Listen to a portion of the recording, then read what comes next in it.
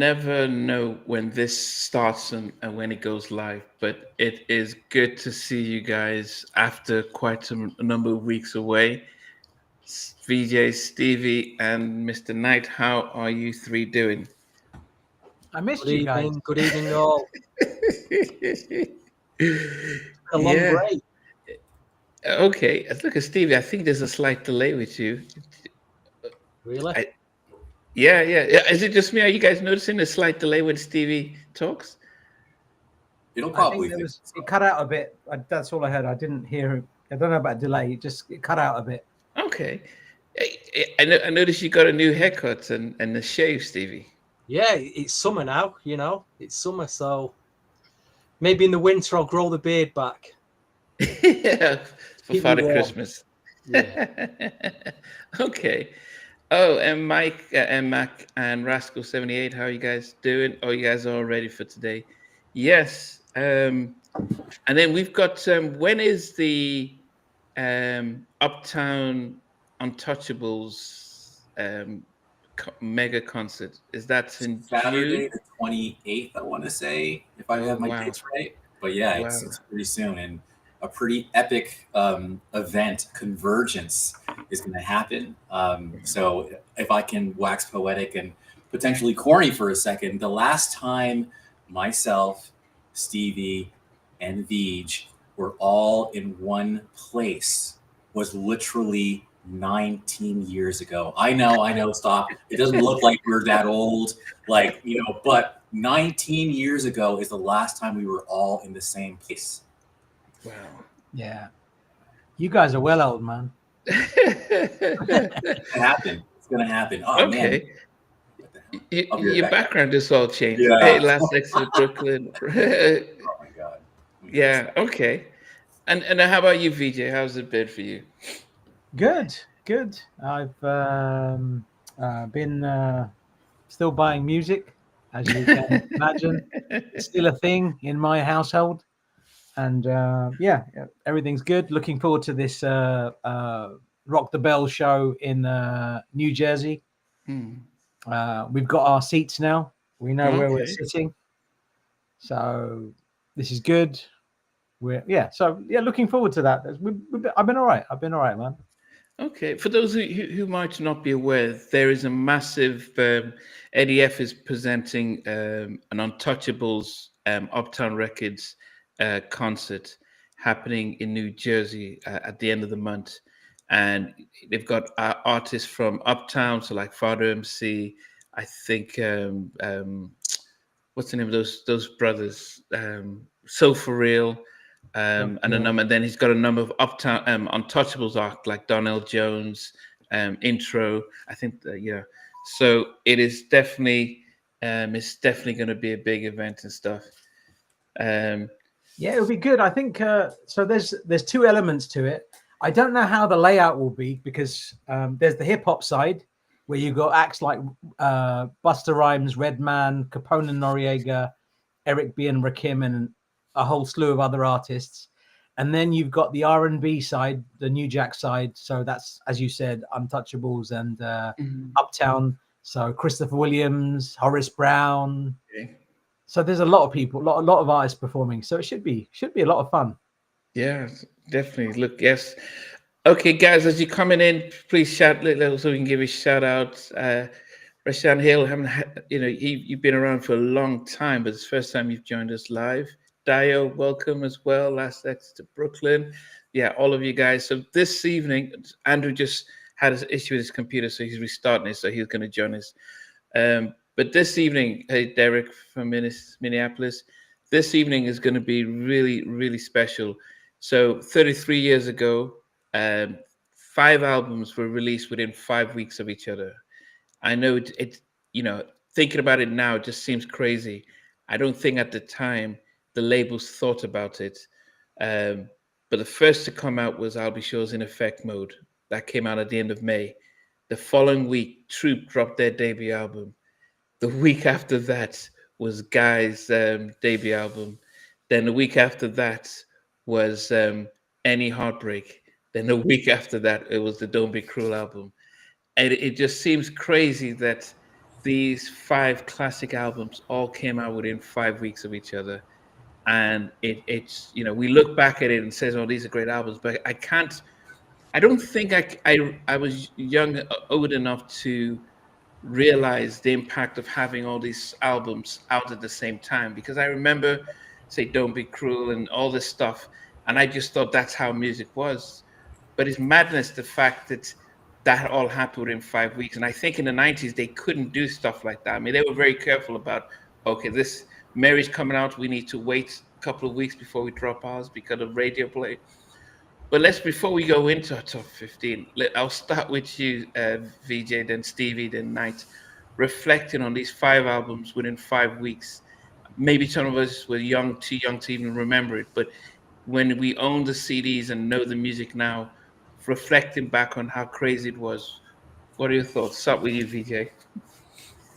I mean, I think we were complacent. I don't think we realized how magical a period we were living in. And I think it's like that with life. We live our lives thinking that the grass is greener on the other side, or something's better, or this song's okay. I can think of 100 songs that I went into the record shop, listened to it, and I thought this was okay. And listening to it now, it sounds absolutely incredible. And to think that we had these 5 albums in such a short space of each other it's ridiculous. As a sentence, it's just, you cannot comprehend. And they're all magic. They're all magical. There's so many gems on all of these albums. So yeah, we're very lucky to have experienced them and had them all within 5 weeks of each other, which is crazy. Yeah. Timmy Lee, welcome. Gab from Seattle, welcome. Yeah, as you guys coming in, definitely just put your stuff down so we can give you a shout out. Music tip and reviews, welcome as well. Stevie, what are your thoughts? Melodic, welcome. I suppose looking back now, if you take any outstanding football team, I'll use this footballing analogy. Soccer, if you're every outstanding football team has a spine of players, which makes the team an outstanding goalkeeper, defender, midfielder, and striker. So you take these 5 albums, these are the 5 albums for me. They're the spine of what we call New Jack Swing. I think these albums mean everything to us 4 and everyone watching this tonight. We'll probably all have these albums somewhere, either physically or digitally in your collection. I think they mean a lot to us, and I think we've grew up over time listening to tracks from these albums. There'll be tracks that were your favourites back then, maybe not now. Maybe you've grown into other tracks that maybe you go into other tracks now. But either way, you always go back to these albums. I think maybe minus The Troop. That's the only debatable one. The other 4 though, your New Edition, your Guy, Bobby, and I'll Be Sure. Like I say, they're the spine of an outstanding team of New Jack Swing. So I'll leave it there. Well said, Stevie. Mr. Knight. I can only speak for myself now that my background. I'm moving, by the way, so that's why my shit okay. crazy. It was just like boxes everywhere. I'm moving, move. But anyway, 88. I was 11 years old. I was living in Atlanta, Canada. If I haven't said that for the millionth time, which basically means not a lot of access to what I would call urban, read between the lines, music. That said, I remember I'll Be Sure's Night and Day was everywhere in the summer of 88, even, on top 40 radio. And of course, Don't Be Cruel was everywhere too. So looking back, however, 88 or the summer of 88 is not only celebrated in the New Jack Swing lane, but also in the hip hop lane. I mean, when you talk about the golden age of hip hop, people talk about 88 or the summer of 88, whether it's Public Enemy, NWA, Eric B. and Rakim, Slick Rick, Biz Markie, and of course, It Takes Two, Rob Bass. The thing that I celebrate more than anything about back then was the variety. Like, even though it was all one like river, every artist, like I'll Be Sure, did not sound like Troop, did not sound like Bobby, did not sound like New Edition, right? And same thing, NWA did not sound like Eric B. and Rakim, did not sound like Slick Rick, did not sound like LL. Everyone had their own individual, identity. And I think that's something that's to be celebrated. And I think we're going to be celebrating the individual identities and what they brought to the table as far as these 5 week, 5 album situation. So thank you, Namdi. I'm just being verbose for even coming up with this. I think this might have been your idea, but if not, at least, you know, coming up with it. We're gonna have fun, baby. We're gonna have fun, everybody. We all have very different tastes too. I got a peek at some of the other choices. I'm like, man, mine are different. So hopefully some of y'all like my stuff. Right. Yeah, and I would say I mean, I knew that some of these albums came out around the same year, but I didn't realize it was in 5 weeks. So when I interviewed Rodney B, the founder of Troop, and he said that, and I asked him, why did Attitude album come out the following year? And he says, when we came out and then New Jack Swing came out, we realized our music was dated. So they had to go, the label says, go back into the studio and we need that New Jack Swing. And so that's when, you know, they did Attitude and Not Stoop. And, you know, it's probably my favorite Troop album was the Attitude, but it was because they came out, they didn't come out first, but it came out within that first couple of weeks.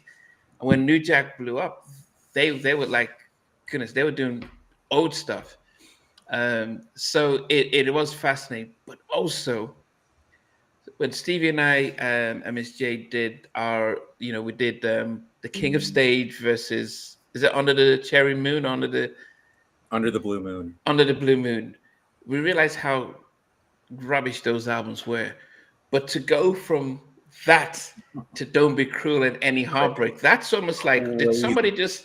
I mean, it's just mind blowing how you can go from that to this. So that's definitely going to be the fun part in, and I'm sure at the end we'll also rank which would be our top 5. So, you know, which in order of the 5 albums at the end of this. Jamil, welcome. Michael Drake said he got broke buying all these albums all at once. So definitely going to be crazy. Okay, so I'm going to start. So for those who are just joining us for the first time, what we tend to do, what we're doing with this episode is we got these 5 albums, 3 songs minimum from each album, and then we're going to rank them from 15 up to 1. And so it is going to be, you know, it's going to be interesting to see which song is number 1 from which album. And so, and I'll start. It goes for VJ Stevie, then the night brings it home. So number 15 for me is off the Troop album, and I think it's a song done by Chucky Booker, and you could see them doing not the moonwalk, but they were doing the shuffle. You could see that they were heavily influenced by Michael in their dance and stuff. And it's My Heart.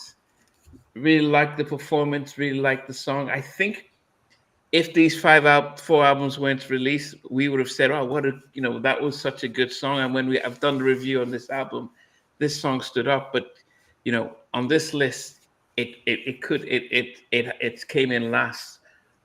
But, you know, it's out of 10 songs on that album, it was a worthy 15th place. So My Heart by Troop.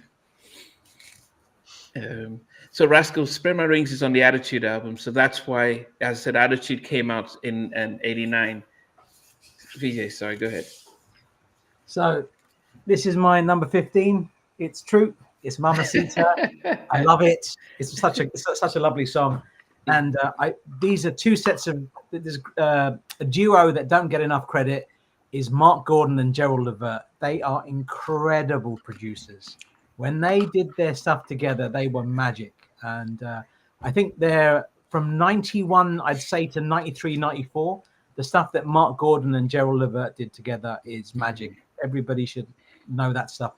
An added bonus on this particular track, the production is Mark Gordon, Gerald Levert, and also Eddie Levert Sr. So that's very, very interesting. So that's my number 15. Okay. Wow. Some people are putting Happy Relationship at 15. I like that. So I think they're putting Troop at one of their songs at the bottom. Go ahead, Stevie. Like I say, we are. I'm going to use another footballing analogy. Yeah, the football season's over now. We're in summer, and in the summer you get friendlies, you get, you know, charity competitions, you get World Cup like qualifiers. So tonight I've rolled out, in terms of track selection, I've rolled out a very much B team selection, a team of youngsters coming in, a team of tracks that you might not necessarily go for. So it might come as a bit of a shock to you tonight, but I can assure you, over the last 2 or 3 years, these are now my go-to tracks on the albums. Okay. Changed dramatically over the years. I thought, what should I go for? The tracks that I used to listen to all the time as a teenager and loved, or, 30, 35 years on, should I pick the tracks that I listen to all the time now? It's a real tough one. So number 15, my first entry for Mr. Bobby Brown. There's a couple of tracks near the end of the album which no one ever mentions, no one ever talks about.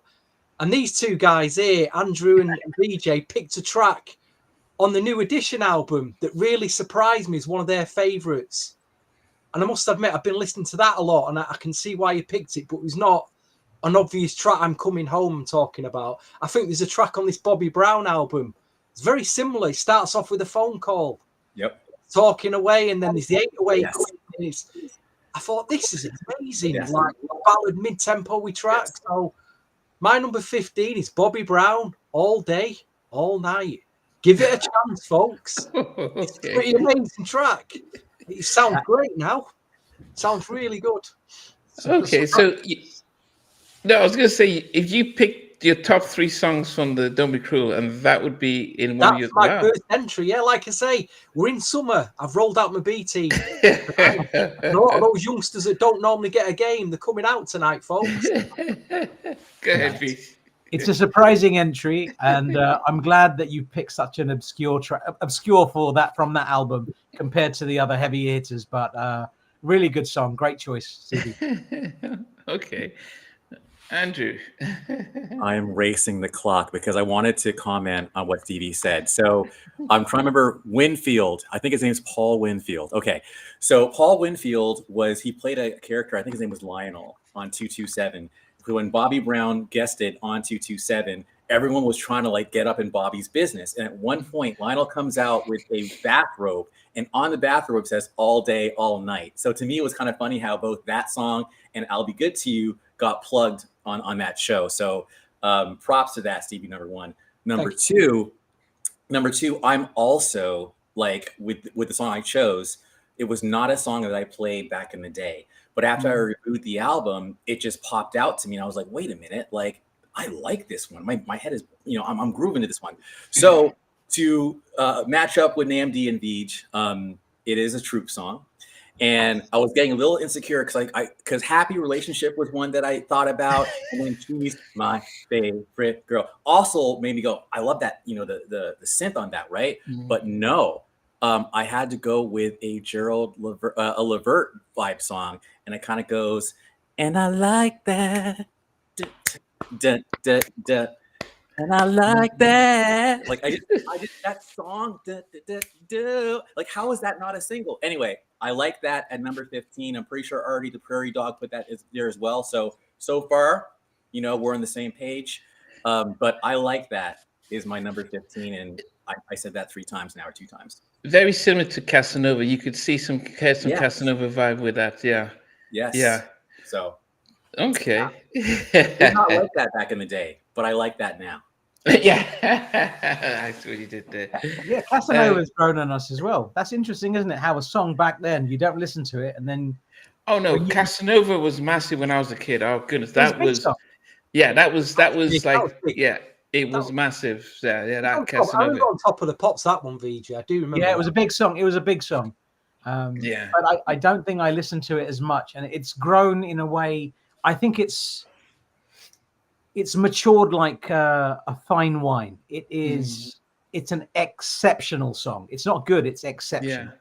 Yeah, Casanova was big. And that's why I like that. It sounds like that. So number 14 to me, I'm going back to a Gerald Levert, Mark Gordon production, and it is Troop with Mamacita.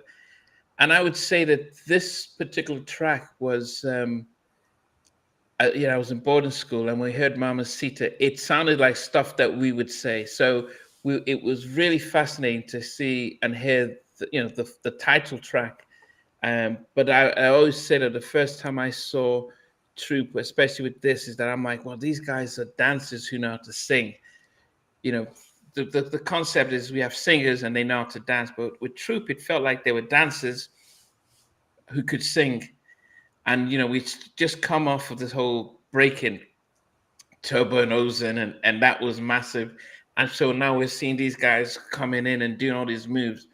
It was mind blowing. But I think Mamacita, it's white number 14. It's just that it isn't as hard hitting as some of the other songs on there. But as I said, it's a song that stood the test of time, and a very signature Troop song with them introducing themselves and showcasing their talent. So number 14 for me is Troop Mamacita. Nice. I think You had a 15, right? Yeah. Pretty much on par there. My number 14. Let's see if you guys can guess it. It is a Kyle West and Albie Shaw production, and it has guitar by Teddy Riley. What song could that be? Oh, I think I know what that is. Say it if you know it, bro. Ballad. It's a ballad. It's got to be a ballad. It's Naturally Mine. So my number 14 is Albie Shaw's Naturally Mine. The guitar by Teddy, and Kyle West can do no wrong. I think Kyle West deserves a lot of recognition for what he did for his cousin Albie Shaw. But sampled in 9 songs, including Tupac's "This Life I Lead" from 1996. And if you listen to how Naturally Mine is sampled in that, it sounds amazing. You can't not hear it when you listen to that Tupac track. You can't not hear it. Brilliant. So Naturally Mine, number 14 for me. Yeah, I mean, I have to shout out to Kyle West.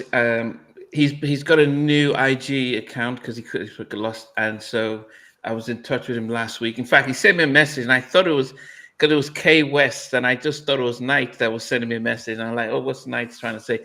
And it was Kyle saying, "Hey, I've got this new account. I'm still trying to set up some stuff musically, and once I get it set up, then he'll make his way back onto Halftime Chat to give us an update." But definitely, okay. Nice. And I'll probably, as we go forward, some of the other tracks that when I get onto any of the Albie Shaw tracks, I can talk about some of the other things that Carl said about that. Stevie, number 14. Yeah, it's interesting, VJ. You know, I'm happy you picked that track. It floors me, that track. So good. Oh, his vocal on it, his vocal on that track is very strong. But 14 it's the first entry for Albie Shaw to me. If I'm really honest about this particular track, it's a New Jack track. The production, it's too much. It's an absolute clatter bomb. Clatter, the drums in it, and they're very heavy. They're very, very clattery. They do date the track. Technically, the reverb coming off the bass. There's a lot of bass in the track. There's a lot of it's like almost recording it. Too much reverb. All that aside, just something about this track that I'm just drawn. It just draws me in. It's like a film that just. It's the backing vocals from Terry and Monica. It's the song. It's the vibe. The vibe just draws me in so much. And I know no one's probably picked this track, but Just a Taste of Loving.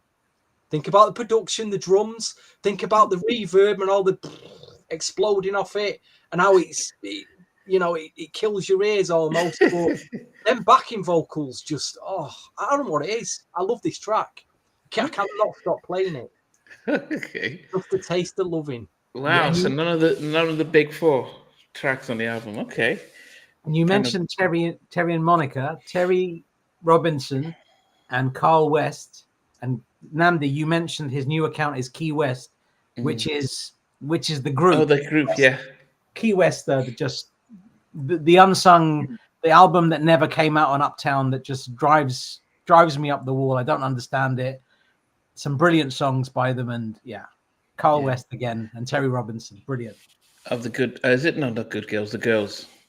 Yeah, the girls. That's it. Yeah. Okay. Nice. My number 14 is. I'm gonna mess this up.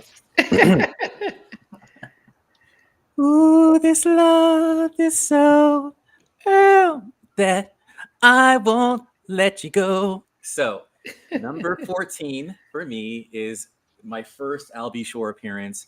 Ooh, This Love Is So. So we've Very got nice. 2 more to go, I believe. Yeah, 2 more to go. So three each album. Wow. Nice and simple. Okay. Okay. Man, I don't know if I stayed on point with my selections. I mean, I kind of went for the hitters. I think I went for my favorite stuff. Um, but rounding up number 13 for me, it's also a Troop song.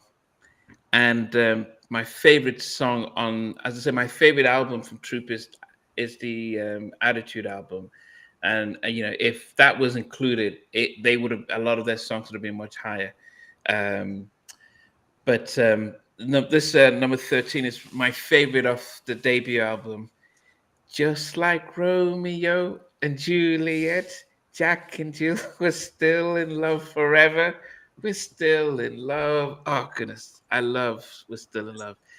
I mean, I love ballads, but when it's Steve's voice, and it just, and I think when they came out they said, yeah, we've got a hit, we've got an album, yeah, we've got this sewn down, this is we've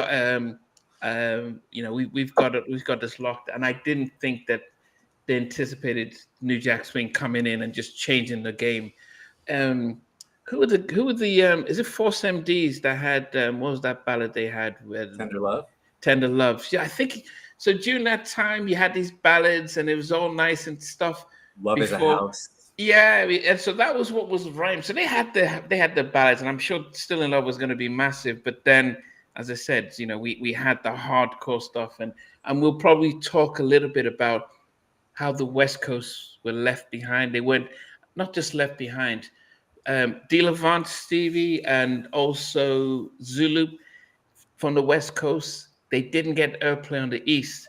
That meant they didn't get really, they didn't get the kind of love to go big. It was very regional, and West Coast gave them love because Troops from California. But I think it also affected them until they did the New Jack stuff in Attitude. But I love this song, love the tenderness about it and stuff like that. So, Still in Love, number 13, Troop. That's an incredible track. That incredible track. Yeah, very good. Yeah, BJ.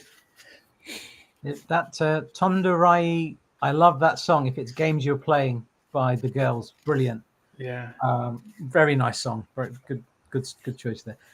My number 13 is another Troop song. It is produced by Barry White's godson.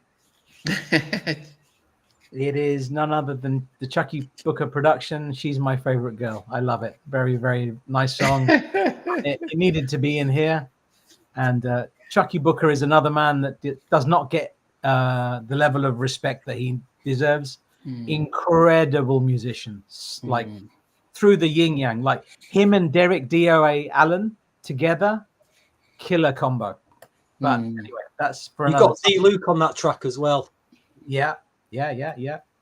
Very nice. So she's Great my track. favorite girl. Is number 13 for me. Great track. Okay. What about you, Stevie? I've done this top 15.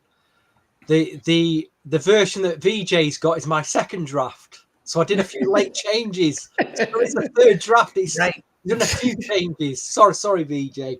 But it's my first entry from Guy, and I've left out a big Guy track to put this one in. I think, what am I doing? You got to do what you got to do, man. Well, I thought to myself, the big Guy track I left out, I loved back then. But I'm just playing this track all the time. I thought, how can I leave it out if this is? I'm always playing this at the moment.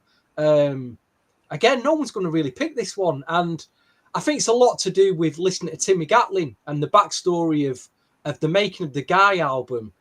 And he's all over this track, and it's very melodic. It's got a great guitar groove. It's a very understated track, but I think as a song, it's a lot of people can relate to this song as well. And I think it has stood the test of time, even though it doesn't get mentioned a lot. But number 13 is Guy, My Business, the final track.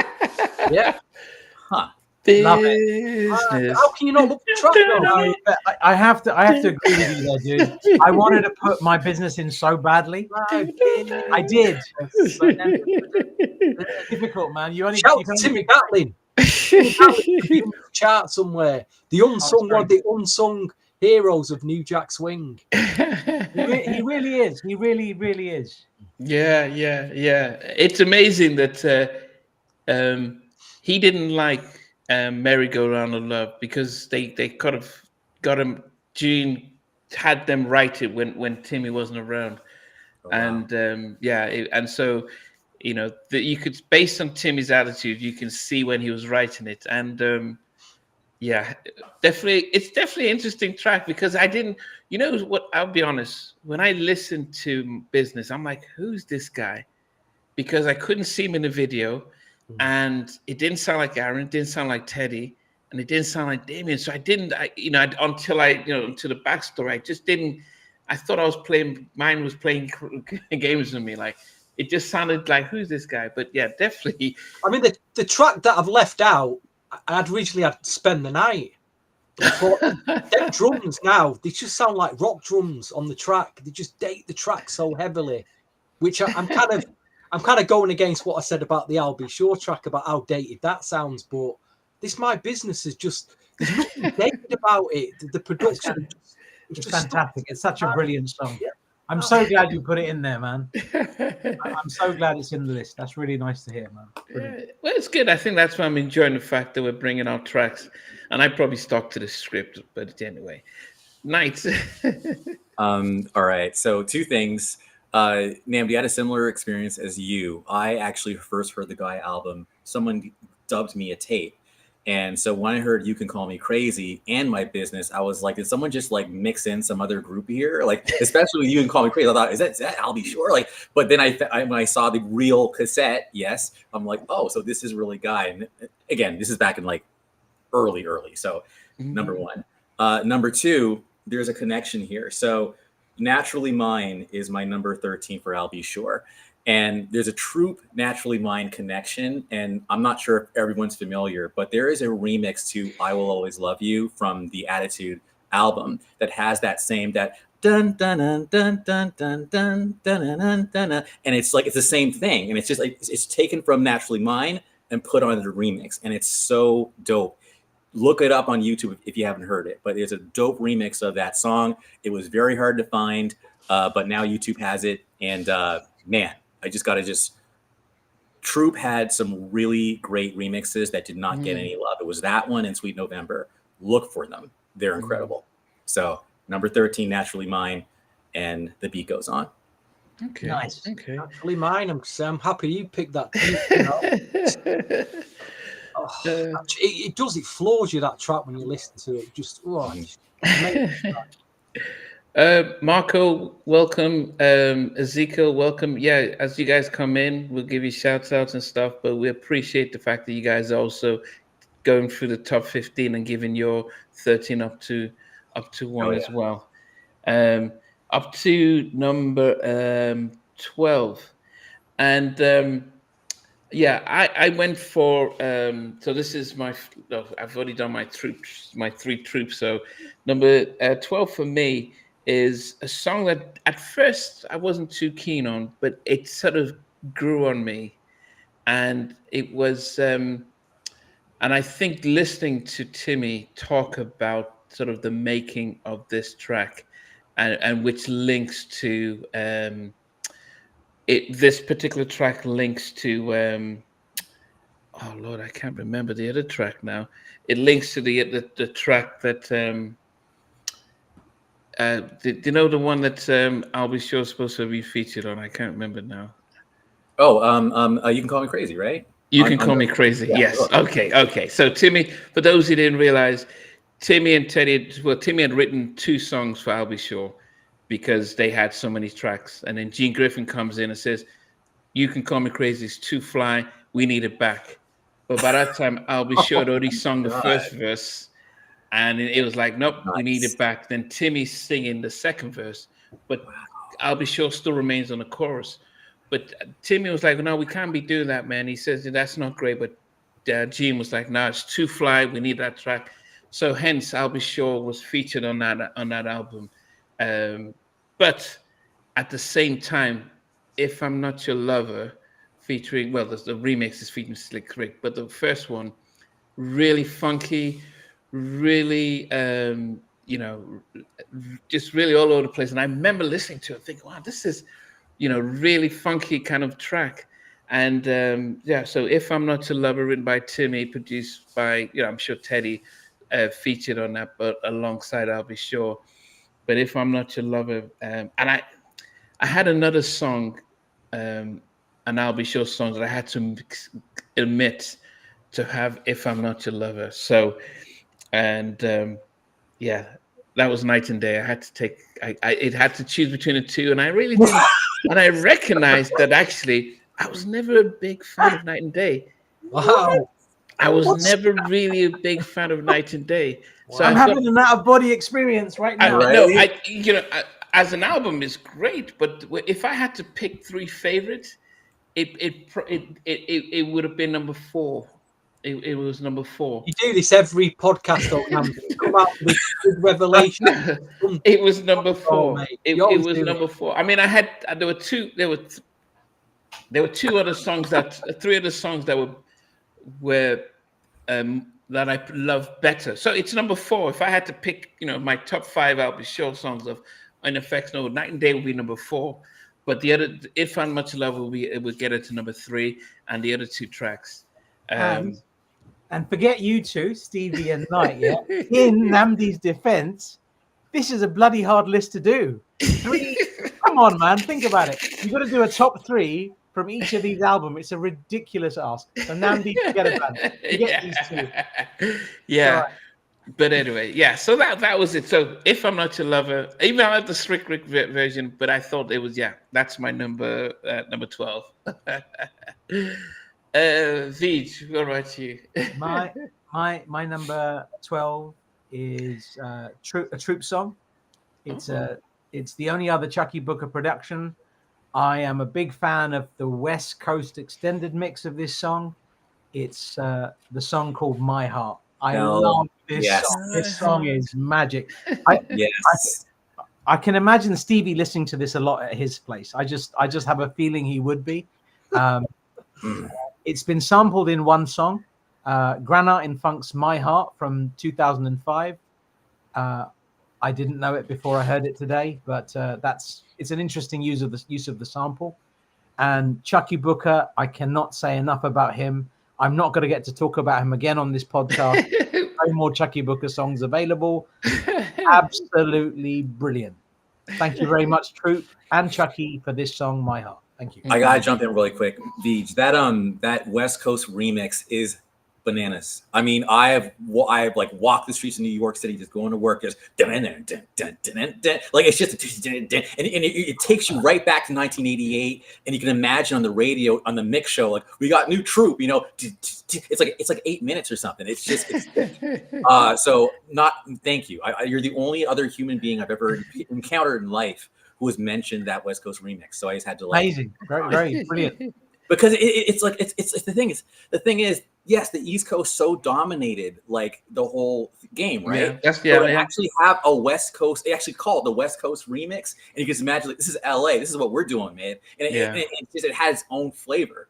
It's like how the Heartbreak. I'm sorry, I'm gonna shut up in a second. It's how the Heartbreak album had all those remixes too, right? Like the Crucial and everything. Well, Troop, they had theirs too, and that was one of them. So yeah, all right. Yeah, but we learned from both De Levant and what's the name from Zulu, Stevie, Mike C. Yes. Yeah, we learned that there was politics with West Coast R&B. It wasn't until the Chronic that the West Coast got its respect. So definitely. So NMAC. There was a limit. You have to have 3 songs per album. So we're doing top 15, 5 albums. So we have to do 3 Troop. You can't just fill it up with Guy, and you had to have 3 from each of those five albums, which is probably why it's a tough one. And M Mac's right. We were all trying to find the cheat code to see how we can put other songs in this. Yeah, Namdi's rules were very, very clear. We couldn't manipulate the system. We tried. No, we had to respect Stevie. Just there was a comment before, it's kind of been missed, from Michael Drake saying that he went to school with Terry. Nice. Terry and Monica. Oh, very nice. Okay. Interesting. Okay. Just Very nice. a bit of when I went to school, I didn't know anybody who was into New Jack. I didn't know what New Jack Swing was. But anyway, getting back to my number 12, it's interesting. During the NGS3 forum days, the amount of albums that I didn't have, that looking back, I used to compile lists of CDs that I did, and I'd just get them off Amazon. And I'm so glad I got a lot of them now, because there's a lot of them are so bloody expensive. But the first Troop album I didn't get. I didn't even. All I knew was I had that 12-inch of Mama C. I didn't even have the album until about the mid 2000s. So it was an album that I got from reading reviews on the NGS3. So, and actually, this Troop album was the easiest one to pick 3 tracks from. I thought straight away I knew me 3. The other 4, I'm like, oh, I'm nearly crying leaving a track out. It's so hard.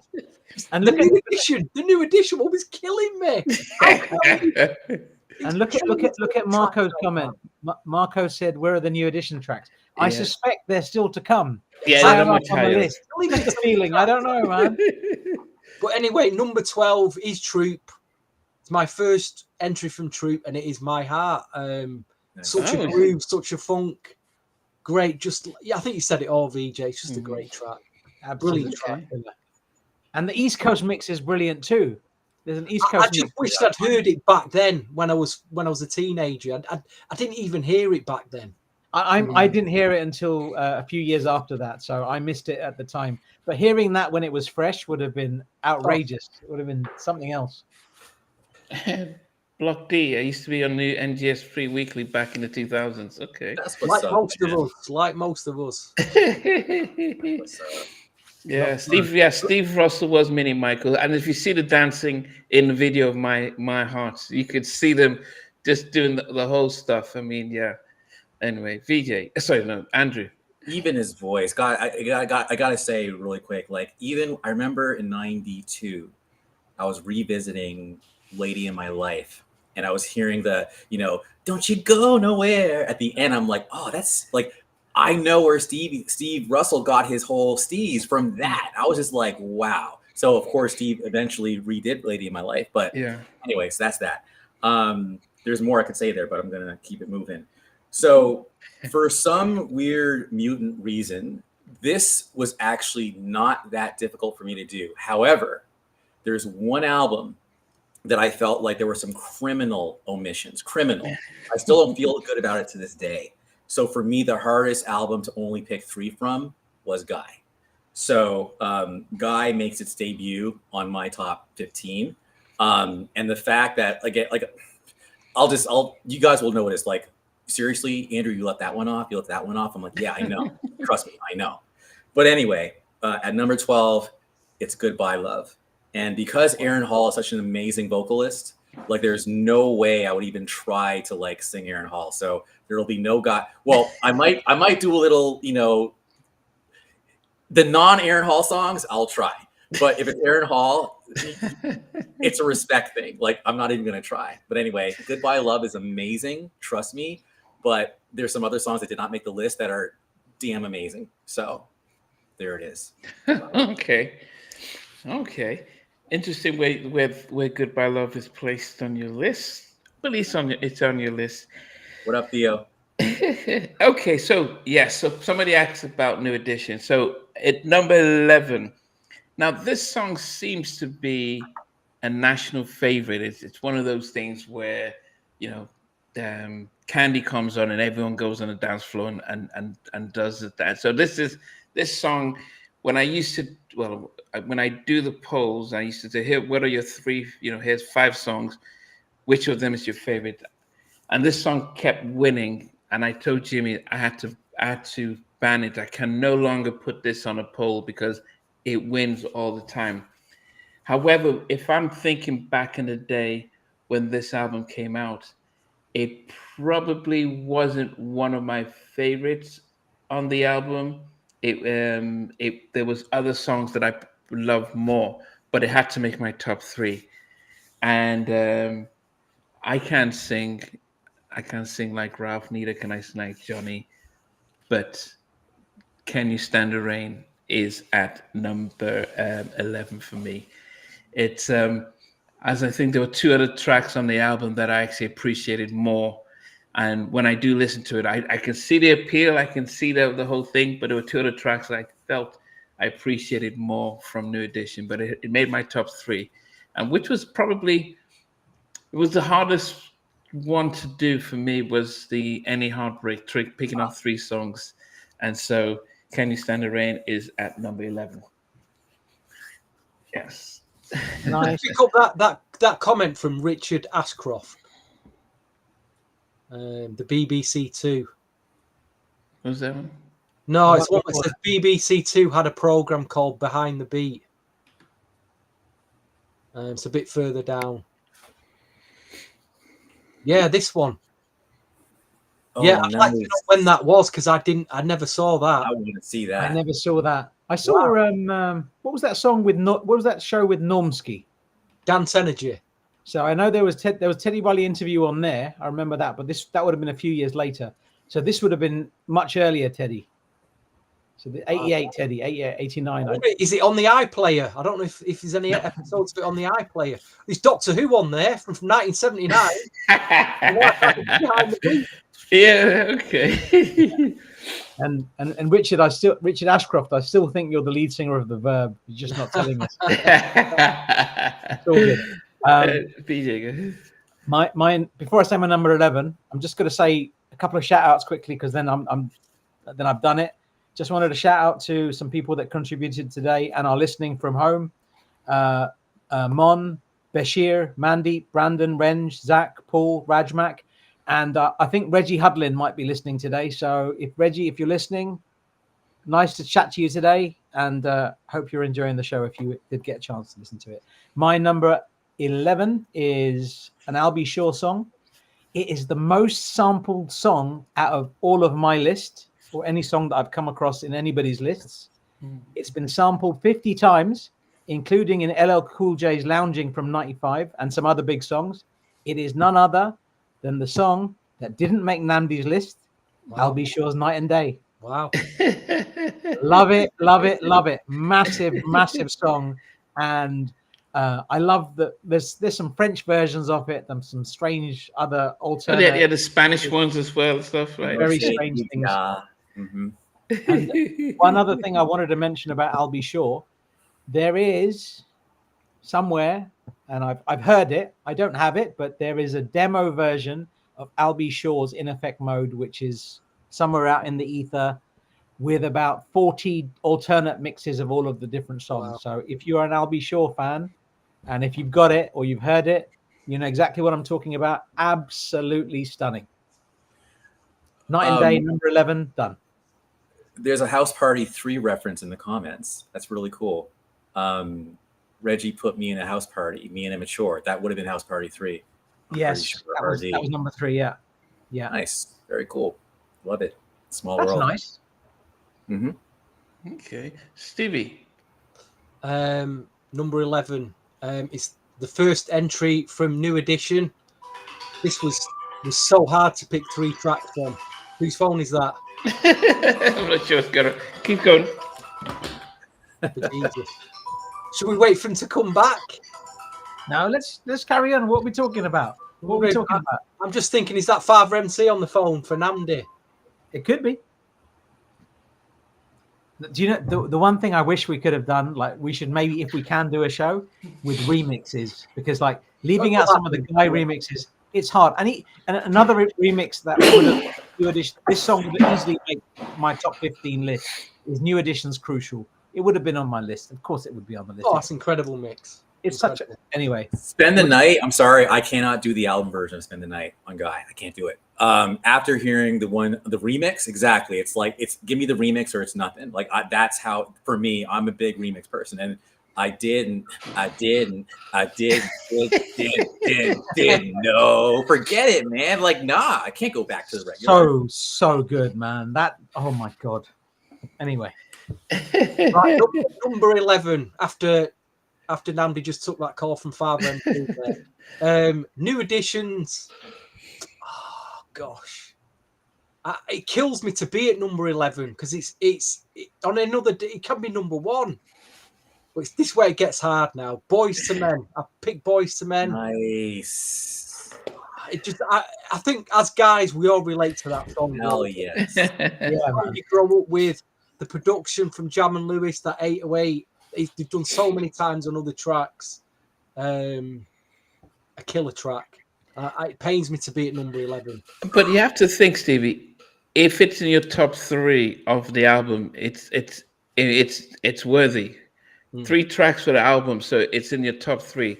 So where it's placed on the top 15, that's a different story. But it's a lot of tracks that got missed out. So I think any of them, I mean, I thought in the past I'll probably be crucified for saying "Can You Stand the Rain" at number 11, but because it's in the top 3, it's almost acceptable. So yeah, that's definitely a good track.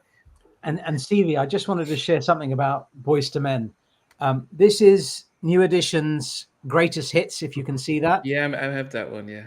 Boys to Men, the remix version is actually on this CD, which is, it's not easy to find, but if you wanted that, it is on this CD. I do remember putting that on. Yeah, very cool. But it's a nice, like I say, the remix of that, the extended remix is amazing. Absolutely amazing. Heck, yes.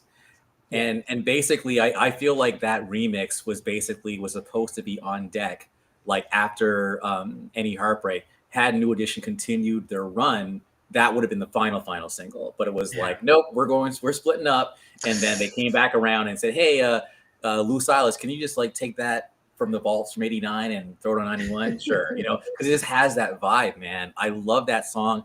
I love that remix. I love the original. And now I'm like, damn, I think I should have put that one. I thought the New Edition album for you would have been the hardest to pick 3 tracks from, Andrew.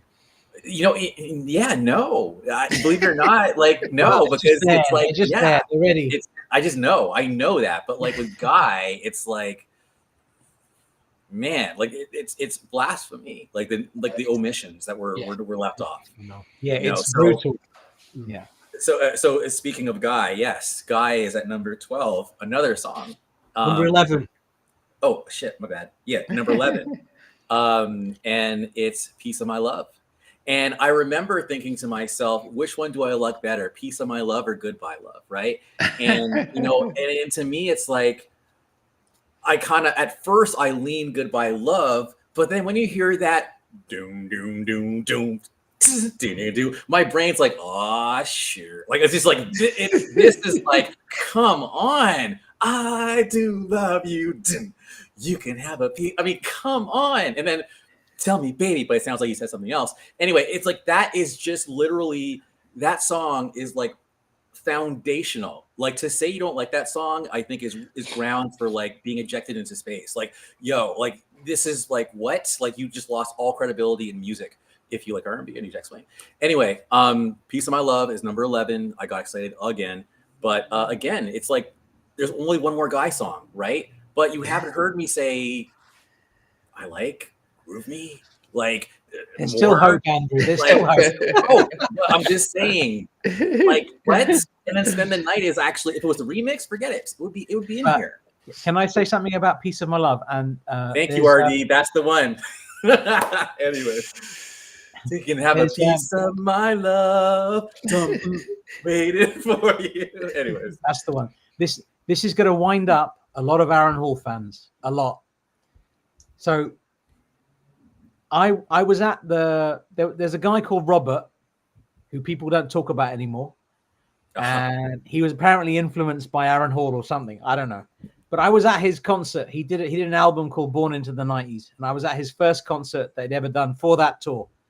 And on that show at Hammersmith Odeon, as it was called back then, he performed Guy's Piece of My Love. Wow. And isn't that just weird? Like, I would love after the fact. This is I'm talking 92. This is around 92. Mm. So imagine all this vitriol that people have for this chap Robert, because he apparently copied Aaron Hall or whatever people believe, and he thought, you know what, this is my first tour, I'm just going to sing Aaron's best ballad at the time. I'm just saying it was a bit of a mad one. It didn't compute, but that was just, I thought I'd share that with you. I love it. You know, with Peace Mellow, it was the one song that sounded like muffled. I don't know if you remember, it sounded muffled when you listen to it.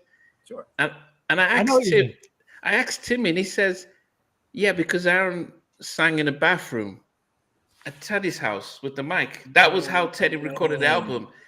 And so by the time they went to the studio to mix it, he didn't re-sing it in the studio. So that was the version recorded in Teddy's mom's house. And so I said, it sounded like he was in a closet. He said, yeah, because he sang in the bathroom. So yeah, Piece of My Love was the foundation for a lot of 90s R&B slow jams, which Teddy kind of walked away from, but everyone else from H-Town and Jodeci and everyone, even R. Kelly, picked up that vibe of that kind of boom, boom, boom with the bass and everything. As I said, for those who didn't know, I moved to the States in 92 and I was living in the South, Alabama. That was the kind of slow jams that everyone would get on the dance floor with, that kind of track. And it always disappoints me that Teddy kind of moved away from that type of R&B production and everyone else picked it up. And that song just, even Make It Last Forever, that type of rich R&B slow jams, he just moved away from it. So it always disappointed me that he just kind of walked away and everyone else took up and ran with it. Anyway. It's me. Okay, number 11. Yes, number 10. Sorry. Number 10. Yes. So this was my second track from In Effect Mode, I'll Be Sure. And it was, I just loved the production on this. Hey, John. So we've got John from Truth. What up, John? Woo! Yes. Truth is in the building. We've got a different John from Truth, and he's definitely welcome. John, always appreciate it, always shows love. He's been on this show probably more than anyone I can imagine. Always appreciated John. Number 10 for me, I'll Be Sure track. Love the production. This was when Kyle was like, okay, we're gonna take this New Jack stuff and we're gonna do our own version of it. Rescue Me. I just loved the whole production. I mean, it was like, I would have thought Teddy was part of this, but it was what I would say one of my favorite I'll Be Sure tracks on that album is Rescue Me. But it's got one more that just beats it slightly, but Rescue Me is at number 10 for me. Very nice choice. Very nice. You know what I will say about that track, Namdi, is the last minute and a half of that track where it just breaks down to the drums, and it's one of the most creative bits I've heard in New Jack Swing, because there's all sorts of drum machines going off. It's like a fireworks display. I don't know how Kyle West did that, how they programmed them multiple drum patterns going all off. Absolutely incredible on that. And the other thing, like with the I'll Be Sure, we give credit to I'll Be Sure and Carl West for producing it, but you got to give a shout out to Rowie Shamir as well, because he was incredible mixer engineer on that album. What he did, he's a magician as well. So yeah. Okay, yeah. Okay, Veej, what's yours? What are we on? Number 10? Yeah. Yep. Number 10. So finally, I can include a song from these guys. They're here. So my song, my number 10 is a Jam and Lewis production. It's about rain and about standing it. It's called Can You Stand It? Can You Stand the Rain? It's sampled in 47 songs. Wow. And I feel bad putting it at number 10, but I feel bad putting any of these songs in any position because they're all so good. But my number 10 is Can You Stand the Rain? And I feel bad. I'm thinking about Johnny's vocals in that, and I'm thinking, oh my God, this should be higher. but it isn't. It is what it is. VJ, really quick. I was actually randomly thinking. It's so funny because, well, it's not funny because we're talking about Troop. So I was on Apple Music just going through Troop's catalog, right? And then I stumbled upon "Gots to Be," that B2K. Of course they did it, right? But it's like, it's a Troop song, basically, in my opinion. So when they go, "Whatever's on your mind," it goes, "Through all the good times and bad times." Like, that's a nice little nod to "Can You Stand the Rain" on that song. Yeah. It made me wonder if one of the 47 tracks you mentioned was like "Gots to Be." Just made me think. You can Which like song get was back. that? So it's called "Can You Stand the Rain." Through the good times and bad times, like, through all the good times and bad times. Like, that's actually in the song of "Gots to Be," and that's from "Can You Stand the Rain." But I don't want to derail the conversation. Just wanted to throw Got to Be by which B2K. B2K. Okay, I'll tell you. You guys carry on. I'll tell you later on. Steve Bay. Number 10. What can I say about this track? It's an incredibly romantic track, and you just don't hear tracks like this today in this era of, especially if you're single at the moment. There's a big divide in singles at the moment. Men going their own way, women want. I've said it on various podcasts. Women wanting a million things before you can even go on a date with her, and it's causing a huge division between men and women. But I just wish if they just listen to this track, because it just goes back to love, goes back to romance, and it actually makes you want to have that they're talking about in the song. And it kills me it's at number 10 because it's a brilliant track. It's Troop Still in Love. My God. My God, what a song that is. Lovely Just shot, like man. Romeo, Juliet. The generation that's coming up, they need to hear songs like this. They need to pass songs like this to want to go out and find a lady or find a man and, procreate and keep the human race going. It means a lot, that song. It really does. It's a deep song. Yeah. As I said, my favorite track on that album, "Still in Love," and yeah, definitely. It as we keep saying, I think if it had come out a year earlier, it would have really probably been would have done much better. But yeah, it was a tough 5 weeks. What a song! What a song that is. Yeah. And Andrew, Nice. that doesn't sample B2K. Okay. But Steve Russell did a version of "Gots to Be" in 2010. And there's actually on Apple 2012, Music, there's one that says 2025 June 8th. No lie. I'm like, how the heck is it, right? How the heck is it today? And I'll send you guys a screenshot later. I know last time I said, hey, there's a different version of "You're Not Coming, Can't You Stand the Rain." You guys are like, yeah, you're tripping. We're the birds. But no, it's not. I'm not crazy. When I see these things on here, it's real. But anyway, at number 10.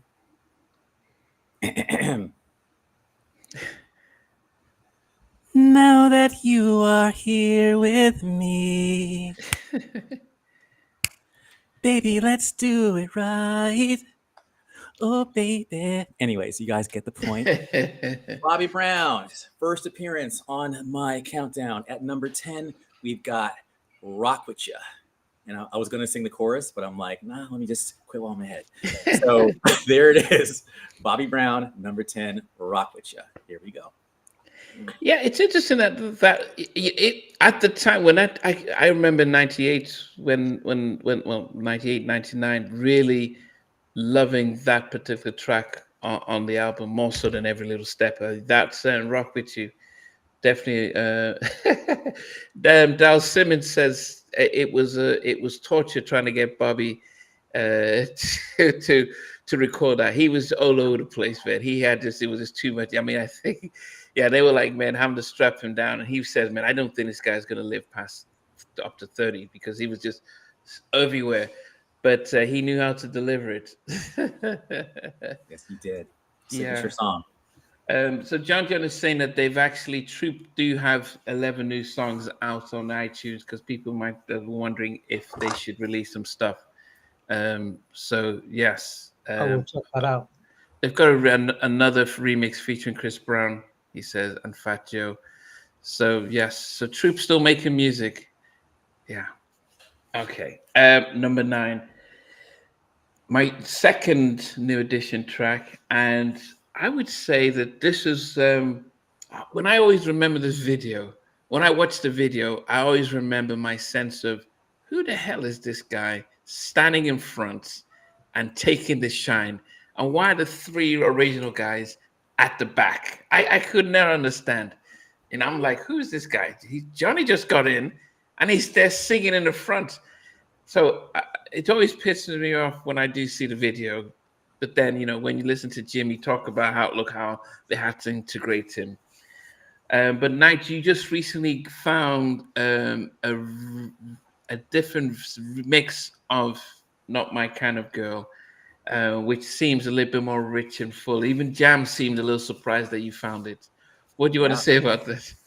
I just want to say that, like, for the longest time, I heard slight different mixes in If It Isn't Love and then Can't Stand the Rain. I didn't tell anybody because I think people would think I was crazy.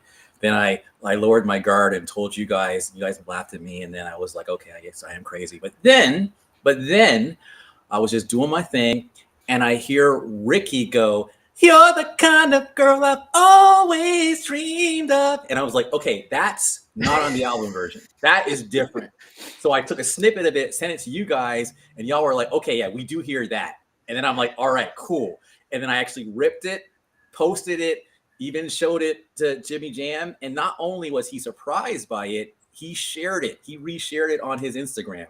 So I don't know what's going on with Apple Music or whatever, but there are some different mixes. And Johnny is all over it. He's just riffing all over it. There's way more vocals on it. Maybe it's an earlier version.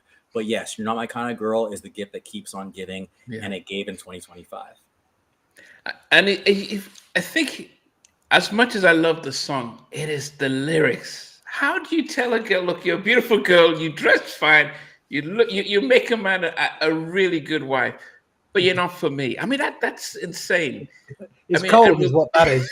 No, when he's saying you're beautiful, everyone would love you, but not me. And I think that's the beauty of Terry Lewis in his lyrics. But when we listen to music now, I think we fail to appreciate how men spoke to girls back then. And, I think Randy, before you actually got married, and I don't know if it's you're married to the person you first ever met. I don't know, but did you ever meet a girl that you found attractive, but she just wasn't for you? Did that ever happen to you? I had a period of time before I met my wife that I used to be very good at dinner dates and invite a lot of people over and you're good, but there's something missing. And at the time I knew what I wanted. So maybe that's why the song resonates to me, because I pretty much was that, but I wouldn't tell them. I'll almost make it very casual, like we're just hanging out and be friends. But yes, and I'll bring other people around to not make it too. I think most of those guys who've had experience with ladies in the past, I think we've all kind of experienced that. And not only you've not found that lady, like you say, that you could reverse that. They've not found you. They say, oh, you're this, you're that, but we felt that rejection as well. So it cuts both ways, I think. Yeah. It's all part of growing up and dating. It's all part of Stevie, one of the funniest things you ever said on this podcast, from what I remember, was you talked about how Ralph did it again when he did Do What I Gotta Do. This guy is always rejecting women. Gotta break her heart, because when you're Ralph and you have like the whole pick of the litter, your calves are too big. Yeah, go away. The shade of your eyes is a little too... I'm going to say something here, and just before you answer it, just consider what I'm going to say. Most guys don't have options when it comes to women. I'm not saying all. Most guys, your average, most guys don't have those that the ladies have. So I'll just leave it there. But he's he's in the top 5%. That guy's got options. And fair play to him. Yeah. V, on to you. Yeah, I will. But Andrew, about that, You're Not My Kind of Girl, I just say one thing quick. That is an incredible discovery. Thank you for sharing that and finding it, that needle in the haystack. And I'm glad that Jimmy Jam liked it and the rest of it. That's an incredible story. But the most important thing is we have a new version of that new edition gem that we can enjoy, and that is an incredible discovery. So thank you for that. And what number are you on? Number 9. Number 9. My number 9 is also by the same group, and this is arguably one of my favorite 12-inch covers. It is new edition. It's this song. I don't know where am I going. Here we go. That, can you see that? Yep. That's the one. If It Isn't Love, it's so good. That song is just so good, and I have nothing bad to say about it. And I feel it should be higher up, but this is like classic. It's an absolute classic. It's an absolute classic. I have a friend. He does some podcasts, and he did one on Jam and Lewis, and I found this remarkable. He didn't include any new edition tracks in his 30 tracks that he did on his podcast. And I asked him, I said, what happened there? Why didn't you want to include Jam and Lewis? He said, I don't rate them as highly, or I don't know them as highly. I said, well, if you listen to them and you really knew them from back in the day, you'd definitely include them, because he's a very knowledgeable music guy. He included everything else that you'd expect, all the Alexander O'Neills, the Shirelles, the Janet Jacksons, and everybody, SOS Band, and everybody in between. So I just found that interesting, and I wanted to get your take on that. Like, why would anybody not include New Edition? What could be the reason other than they didn't know it? That's the only thing I could think of. That's the only reason, really. It's the only reason. Because those songs, the New Edition Jam and Lewis tracks, are as good as anything that Jam and Lewis have ever done. It's on par with all of that stuff. So yeah. And then if It Isn't Love is their signature track, that's they've got the routine, if you think New Edition now, you don't talk Candy Girl, Popcorn Love. It's if it isn't your love, is it if it isn't love? Beyonce did that video as well. So yeah. Anyway, so what do you got now, please? If It Isn't Love. Yeah, sorry, Stevie. That's my number 9. I don't know. Arguably, this is his most deepest track. I'm trying to think of, because normally when this guy does ballads, he's very much the lover man, influenced by Barry White, and most of the tracks are quite sexual. I'm trying to think of other tracks on other albums that he done were quite deep. Natalie was quite a deep track on I'll Be Sure. Sexy Verses, yeah, very deep track. But I think this is the deepest track, because I really feel this track, Naturally Mine, which you both have picked, is made my 9. I'm hypnotized by that. Just something hypnotic about that track that just draws me in, against a lot of the other swing beat tracks. But yes, again, it's just time for me, that track. I just reposted the Carl West interview around the making of In Effect Mode, and he said that was his favorite of that album. And we still have to say that I don't know if Albie Shaw gets credit as a songwriter. Albie writes Carl does the music and Al does the lyrics. And when we talk about songwriters, we talk about Face and stuff, but I don't know if people remember Albie Shaw as a songwriter. All the stuff they did with Tevin and Usher and others. I mean, Al wrote all the songs of his album apart from when they did covers. So I think he just gets overlooked as a writer for lyricist. Yeah. Night. You guys have talked about this song a lot, so there's not much more I need to say about it, except that I do remember, kind of like what Steve was saying earlier, I definitely went through my share of heartbreak and feeling, a little overlooked or dissed or whatever. And it's just kind of like, I thought I had you in my pocket, girl, zipped up tight and secure. Then somehow I let you slip away, or you just actually was like, yeah, I'm not feeling you anymore. And then for the pressure has been more than I can endure, but my heart will always be the same. My heart for you will never change. My heart will be this way without you. It's just another lonely day. My heart was just that song that just made me, you know what? I'm hurting right now, but I'm going to channel this hurt into determination to just be doper, and that's what that song was for me. It was like, I'm telling you guys way too much, but when after a breakup, you go to the gym and you're like working out hard. You're like, yeah, man, I'm going to show them, Anyway, Oh, Yeah, he's, right. he's flashbacks. Yeah. Drama. We're with He's you, just like, dude. We're with you. We're on the same page. Like, so, anyways, my heart, my troop. What up, John? I love that you're hearing this. My heart is number 9. It's the second appearance by Troop on my list. So there's one more. Wow. Brilliant. Okay, number 8. Yeah, this was it? Yeah, this is my highest rated I'll Be Sure track on the album, and it was, I think it was the song that really blew up when I was in boarding school, and it wasn't until recently that I realized when I spoke with ADF and Jimmy Jenkins that actually Jimmy Jenkins was his mannerisms and his lyrics and what he used to come up with, his sayings, were legendary around the music industry. That everyone, even TL Cross was Tone was saying that everyone sounded like Jimmy Jenkins. You know, when he comes on here, he's cooking as he's talking, he's doing his live scream with me. But he was saying that. So when you listen to Off on Your Own Girl, when I'll Be Sure saying whatever, that was Jimmy Jenkins. He will always say whatever, man. And so Al just took that and put it in, and I was like, my goodness, how influential was he that he put it in the track?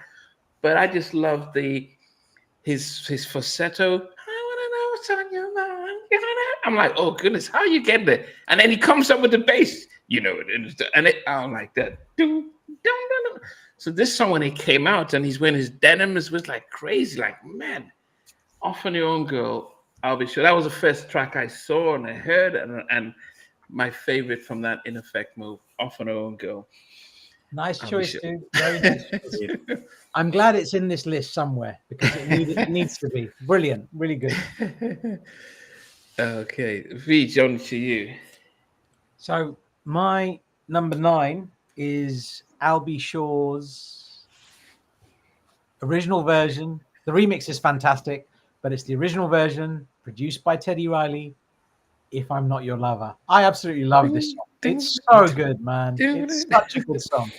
It's just great. And I picked this odd little test press up recently. It's the US promo on a white label. So on this white label, you've got If I'm Not Your Lover, 12-inch remix, LP version, R&B mix, and 7-inch mix. So it's the same as the US promo 12, but it's a white label test pressing, and it's just a nice piece. And the sound quality is very, very good. But Al B. Sure deserves a lot more recognition than he gets. Anybody that knows me, they'll know that I'm quite fond of a group called Jodeci. And that first album would not be anywhere near as good as it was if Al B. Sure didn't contribute the way he did. So Al B. Sure's contribution to that, groups like Lade, Tevin Campbell, all of the things he's done, he is an incredible songwriter and producer. So Definitely. we need an album instrumental, don't we? Was there any? I'm just trying to think. Was there any pressings with the album instrumental on? no, It's guitar groove, you know. it's very good. Yeah, definitely. Yeah, but I'm sure AI can muster something up. It definitely can. Yeah, they're doing a lot anyway. Stevie. Number 8 is my final pick from Troop. I really wish I'd have heard this track back when I was 14, 15 when the album came out. It's a track that actually, shameless plug, I've been playing it quite a bit on my radio show as an oldie, on my R&B Fresh show. I just keep playing, just because I love it so much. It's the track that's got production and writing from Z Luke, from Art Zamorin and Mike C. It's got a moog, that funky moog groove, great. Oh, She's My Favorite Girl is at number 8 from Troop. What a track! And I wish they'd released it as a single. Yeah. What a Can track! you imagine the mixes of that? Can you imagine the mixes of that? It's got a Prince feel of that as well. It's got a real Minneapolis Prince feel to it. What a great track that is. Just doesn't get talked about. But go and listen to that track after the show. Yeah. Makes you feel great listening to it as well. Such a happy, sweet vibe. As we said, they came out of all the months to come out. I mean, it's just crazy. If they'd come out 2 months earlier, they would have had the space. No, beginning of the year. but it's just, I mean, you just can't look at all the, look at that. It's just hard to find airspace when we've just dealt with these guys. So yeah. All right, nice. So John Yeah, I Jones, just gotta say, I was Stevie. scrolling through Instagram, and I saw you playing "She's My Favorite Girl," Stevie, and you created doubt in my brain. I was like, oh man, should I pick that one? But anyway, so I'm just telling you that really happened. Anyhow, at number 9. No, And number if you- 8. Shit, Number eight, oh, God. number eight. Number eight. Sorry, guys. More like distracted. You're right. Number 8. And if you believe in love and all that it can do for you, give it a chance, girl. You'll find romance. And if you can find a tender Saloni that is right for you, make it official. Give her your love. You guys know it. It kind of goes, my heart belongs to Aroni. She's my only lover. She's my only love. My only heart, baby. Yeah. She's my only love. She's my only love. So I had to get a little more animated because that distracts from my voice. So y'all can just like. Roni is number 8. All right. And can I just say something to you, Andrew? Like Yes. every time you sing, I mean, this is me personally. I feel a bit bad because I get so excited. I'm like, yeah, I'm gonna sing. Then I realize I can't sing. Then I'm like, you better just sit back I down. don't want to do that. No. No. I'm not a singer. I'm definitely not a singer. But I'm excited, so I'm singing with my inside voice. I'm going crazy here, man. I tell you that. Well, Ezekiel's waiting for some background vocals. I tried a little bit, but anyway. Can someone give him a record deal? Right? Aw. Well, listen, with AI coming along, it could happen. That's You know, It could happen, definitely. we could create Andrew Knight as the next new Jack Swing star with That's AI. it. That's it. That's what we should do. The AI clone. So my number 7 is the first entry by Mr. B. Brown. And Wow. I mean, yeah, so first entry at number 7. And I do wonder because at the time it wasn't one of my favorites. It grew on me, but it's one that just goes back and forth. But I have 2 other tracks on this album that I always go to, but it's in my top 3. And it was the song that made him a superstar. This was, without this song, there was no magic Bobby Brown. You know, all the other tracks on the album were good, but this was the song that made him global. This was the song that got him his first Billboard 100 #1, and everyone took notice, and that's Prerogative. Now, the story is, this was supposed to be, guys, Teddy had the beats, Timmy was supposed to write the lyrics, but they said, it's too late, we need to go to press. And so Teddy sat with the stuff, and when Timmy left the group and Bob came around, you know, he gave him the track, you know, Aaron and Bob and everyone came on board and wrote it, but it would have been a guy track had it, you know, and Timmy said it, and I just saw Teddy confirm it that, yeah, it was going to be a guy track, but we just didn't have we just had too much stuff.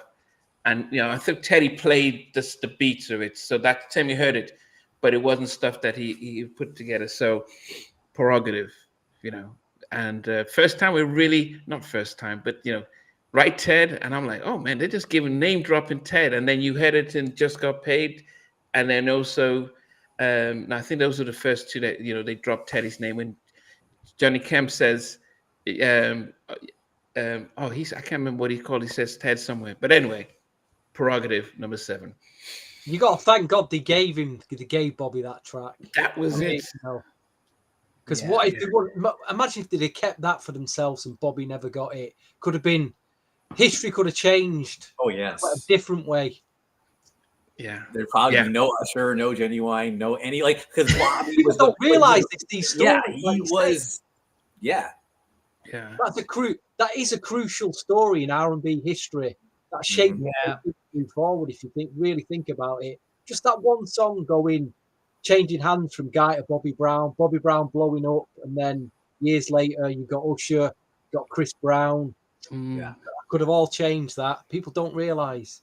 Yeah. But don't you sometimes think? Don't you wonder about alternate universes and how it would Hell have been? yeah. Like, just imagine if that was like Melodic's just saying. I could hear Aaron singing that. Just imagine if that was a Guy song. That wouldn't have sounded bad. It wouldn't have been a rubbish No, song. it wouldn't. It would have been amazing. But it might have meant might have catapulted Guy to heights, different heights. Who knows? I don't know, man. Yeah. Yes, exactly. Sliding doors moments. Yeah, it's just like Poison was written for I'll Be I'll Sure, Be Sure. and Yes. he passed on it. And then, but I don't know if it would have. I think what's the name? BBD had it was the whole look. It was the whole. Same with Bobby. I feel like the My Prerogative video is iconic. Like it's literally the crowd, him dancing, the two dancers. yeah. Like it's the whole package. And with BBD, the same thing. The whole mental thing. Like it happened the way I think the better thing happened. But to Nij's point, I love alternate universe stuff. Can you imagine if Mystical Magic had come out? Can you imagine if Ralph had done his first album like that, like debut album was come out like 88, 89? Like so many things. The one I think about is if Guy released, they had the album in 88, they did one in 1990. Imagine if they had an album in 92, 93, and then another one in 95, and then one in 97, and then that one in 99.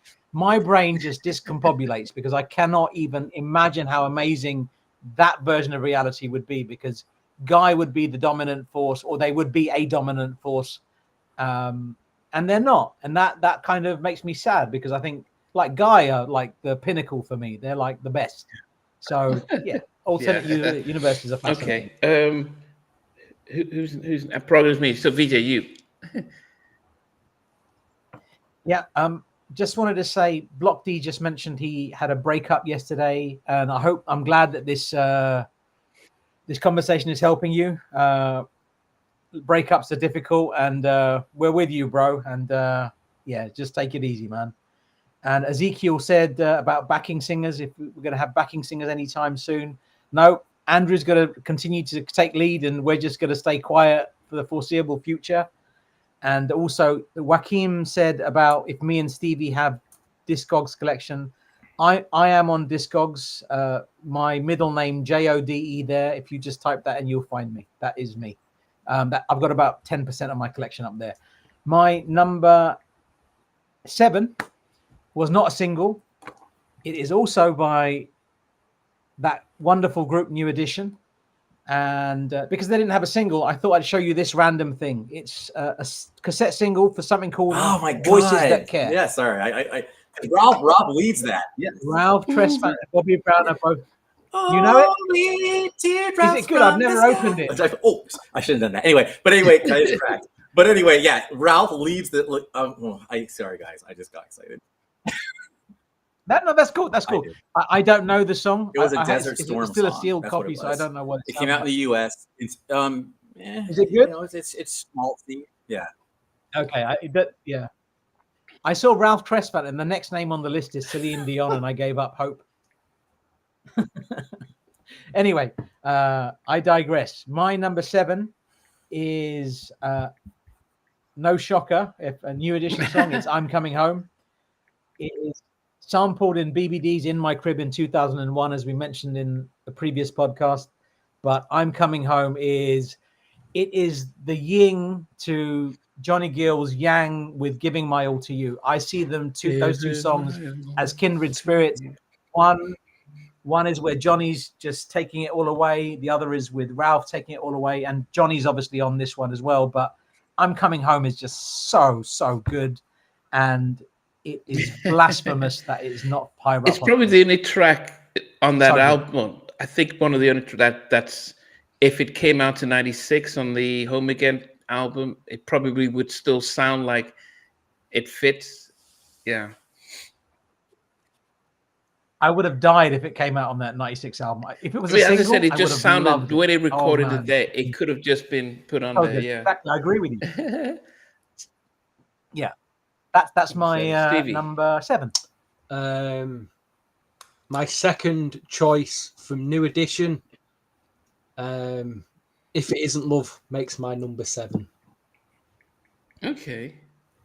And I've left out, it killed me to leave out Can You Stand the Rain. It was either If It Isn't Love or Can You Stand the Rain. And If It Isn't Love, it stayed in there. I'll be honest. choices, That's the man. one that stayed in. I don't really need to say any more about that track. It's a classic. It is. No, yeah, it's a big. Okay, Andrew. I'm going to redeem myself from that Crack Ralph imitation. But I'm also going to stay true to my promise to not imitate an Aaron Hall-led one. So that already gives it away. Boom, boom, boom. At number 7, are we at? Number 7? Yeah. Yes. I have seen sometimes I used to hang all night, girls back to back. I knew it wasn't right, never thought that I would ever meet a girl so fine, so fresh, who could rock my world. Oh God, I'm hooked into her web. Sorry, fellas, I apologize, but I have to step. Got a feeling, a hunch by the look in her eye. She's my inspiration. I need her in my life. You know that it's true. You can call me crazy.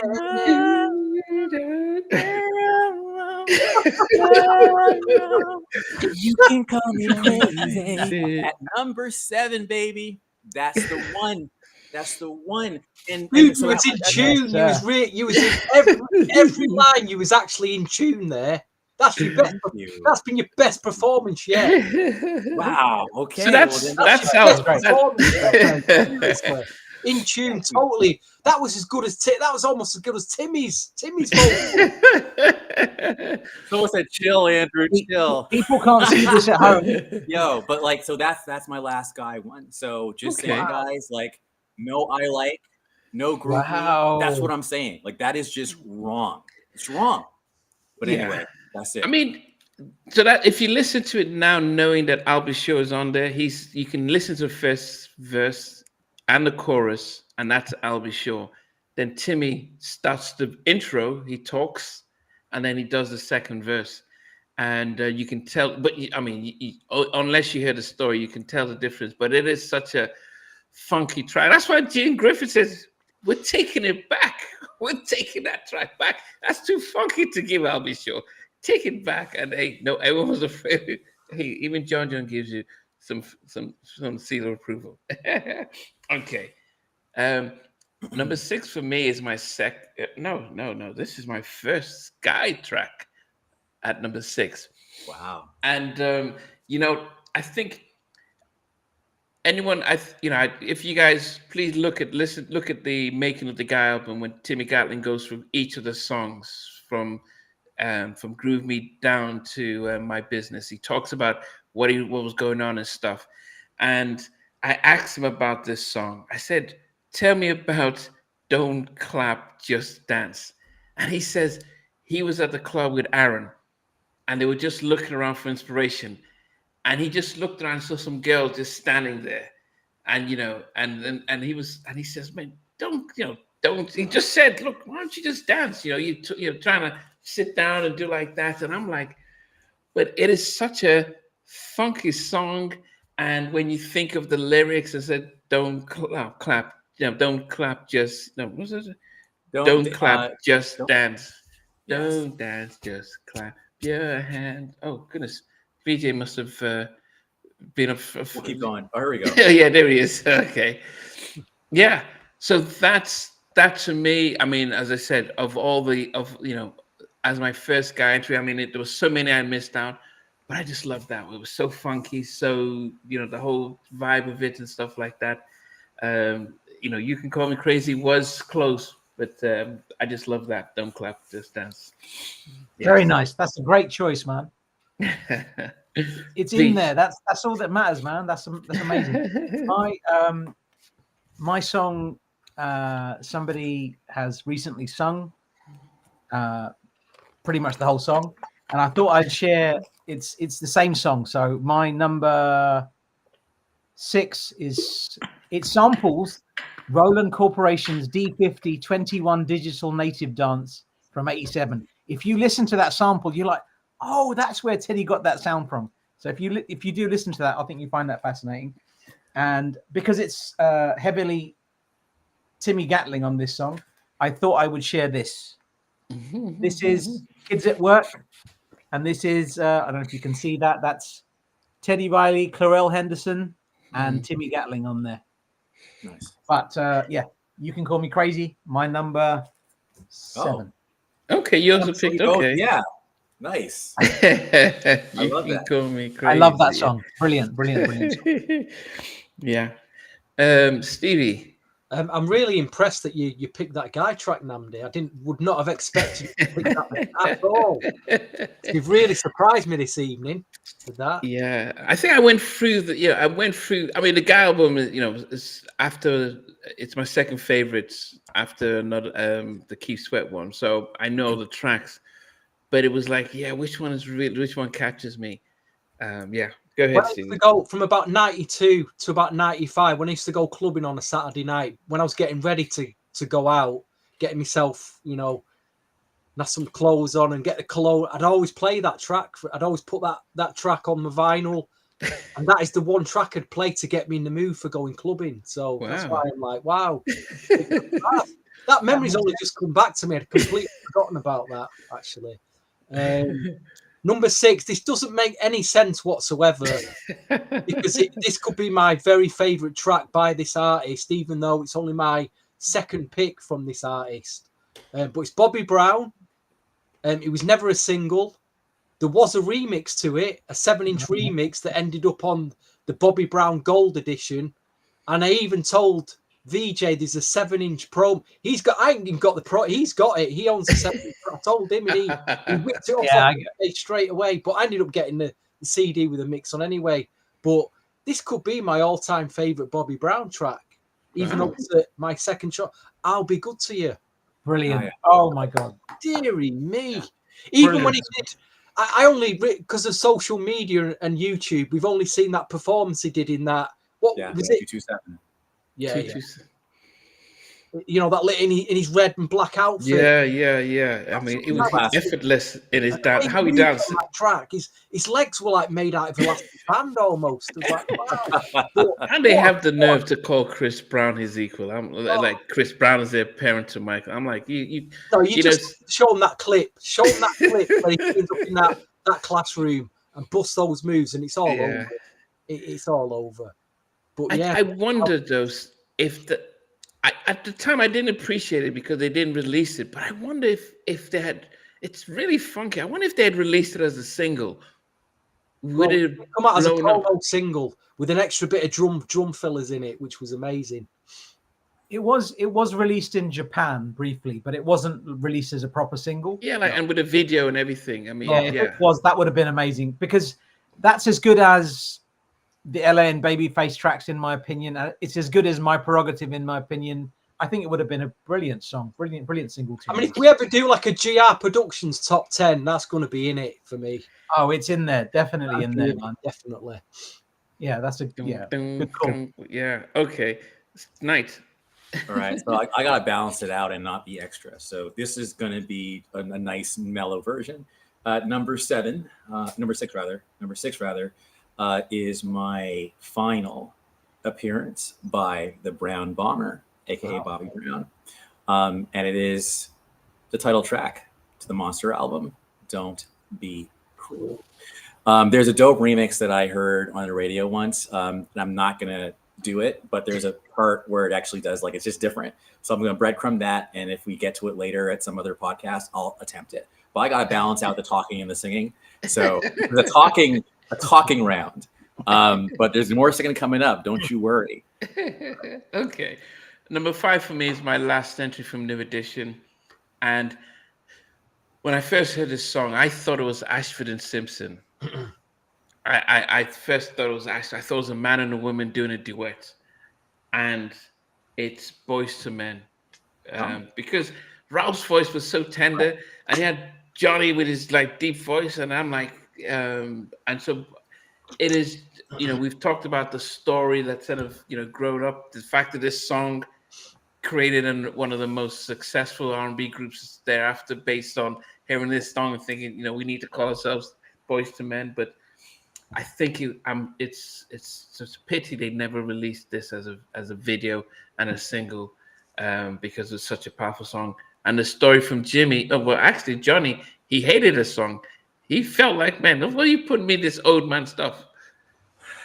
Johnny, I think, is at least notorious for just not like knowing like the good song. Like, he will just be like, "Oh, I hated my. I hate it." Like, like I'm like, "Whoa, thank God you're not allowed to pick your singles, dude." I mean, it's a classic, and I think it's amazing that a lot of us are picking it, even though it wasn't released. But it just shows you what it sounds like. Yeah, I mean, Hopeful also thought Ralph sounded like a woman. It was just, his voice was so tender, and he had the man. I was like, and you listen to a radio as a kid. I thought it was Ashford Simpson. But yeah, that was it. Anyway, VJ, what's number 5 for you? Number 5 for me is this is my first entry by this man. And I cannot tell you how much of a massive influence he is musically in my head, and how much I listen to him, and how much I respect his artistry. And considering how much I like Guy, you'll see where I place the rest of the songs. Because this is my first entry by this guy. Remember that, yeah? Mm-hmm. And it's this one. The same one as Andrew just mentioned. Don't Be Cruel. Wow. Wow. Don't Be Cruel. Wow. Absolutely brilliant song. I was toying around with some other options. I'll Be Good to You was one, but I ended up with Don't Be Cruel. Renge actually mentioned recently, he said that Don't Be Cruel is possibly the best R&B song ever made. And I just found that there was an interesting sentence from him. Wow. And friend of ours, and yeah, it had to be in there.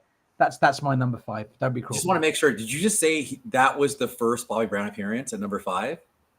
My first Bobby Brown appearance. Damn. You've loaded your top 5 then with Bobby Brown. Fair play. Yes. Wow. I'm just telling you who rules the roost with my ears. That's what I'm saying. I'm not saying nothing else. Okay. Okay, Stevie. It's interesting because I'm getting onto my second Guy track. So it's top 5. So I've loaded my top 5 with, well, not loaded, but 2 of my Guy tracks in the top 5. Makes sense. I mean, I'm just memorizing now all the times that I used to go clubbing, how often I put this Guy album on my LP vinyl player and played it just to get in the mood for going out, because it was a going out album, and this track talks about going out at night and girls back to back. I almost want Night to sing the track again. We're so perfect because I can't do it. But You Can Call Me Crazy, easily in my top 5. You Can Call Me Crazy. So good, man. I never knew I'll Be Sure sang on that track. I'm he's doing the chorus. He's the chorus and the first verse. I'd have never known if he'd, I always thought it was Timmy Gatlin. Yeah. I mean, they kept it quiet because they didn't know if it would affect anything. And plus, Warner Brothers would have just gone crazy. Like, what? Yeah. We just signed this kid. Even though I know he's an uptown guy, but they would have not allowed it to go out. So they had to pretend as if nothing happened. It's only 30 years later, Teddy leaked it out on during. This is why they couldn't release it as a single. Then it would have had to been re-vocal by Aaron or Damien. Yeah, and it probably would have lost it. I mean, I think the way he sang the chorus is, the way that it's, it's folklore. What a great album cut! What an album cut that is. Yeah, I would love to hear that out and about on the dance floor, man. I wouldn't lose my shit. I would. Well, Andrew, if you do come over, if we do manage to do an NJS Forever party this year, you should come over to London. Maybe we make sure that is played. Can I say something? I actually have 2 excuses, right? So check this out, and you'll both CV as well will appreciate this. If we don't do one in 2025 for the 20-year anniversary of the first party, we could do 2026 for the 20-year anniversary of the worldwide meetup in Amsterdam, or we could do 2027 for the 20th anniversary of our 20th anniversary celebration of New Jack Swing in 2007. So I already have it covered, man. Like the next 2 years, we have to. Here's a crazy idea. Let's do all of them. Let's do all of them. BBD 1, 2, 3, 5, 6, 7. Oh my God. Okay, number 5 for you, Knight. Number 5, also keeping it because I'm going to sing in number 4. So number 5, no surprise, the first entry by New Edition. So someone in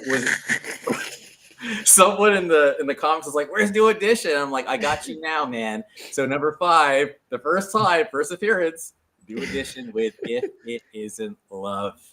So nice and simple. No surprise that you've been paying attention to Andrew's taste. So Okay. I hate New Edition. They're the worst band in the world. Well, yeah, you never talk about them ever. Never. Okay. Number 4 for me is my second entry by Mr. B. Brown. And I think one of them, we think about the master lyricist of Kenny Babyface. But also, I think watching the live performance of this song from that concert video just gave it some oomph. I guess this is why I got arrested, huh? I don't know if anyone. I mean, probably one of his best ballads, Roni. I don't think "Can We Talk" can come close to this. I don't know. It is just such a. It was so easy for us. Then he had the rap that we could all rap along to. Think about Roni. She's the best girl, good old wide world. I mean, it was like easy for us to follow. It's such a. I remember when when he did the interview, then we showed the live performances and stuff. That was massive. As a kid, it was like Bobby was untouchable. He was just untouchable. I think that's why, I think, who was it? Somebody interviewed Omario, and he was like, yeah, Chris Brown and Michael Jackson. And he was like, don't insult Bobby Brown. You have no idea who Bobby Brown was. Why he's still adored by a generation, because we saw him as the second coming. Like, okay, we got Michael, but man, Bobby was just amazing. And this video, that whole performance, he was just, no one can, if you went around when Bobby was in 98 to 97 and 98, 99, you've missed. And that's all I could say. So Dan, you just made me think of something I never thought about. I'm surprised. So the first time we heard kind of that tender rap that was more love, of course, was LL Cool J with "I Need Love," right? So LL made that kind of cool. So then to have an R&B singer say the truth about Roni, she's a sweet old girl, about the sweet, when rap was definitely not played on mainstream radio, but he kind of snuck it in anyway.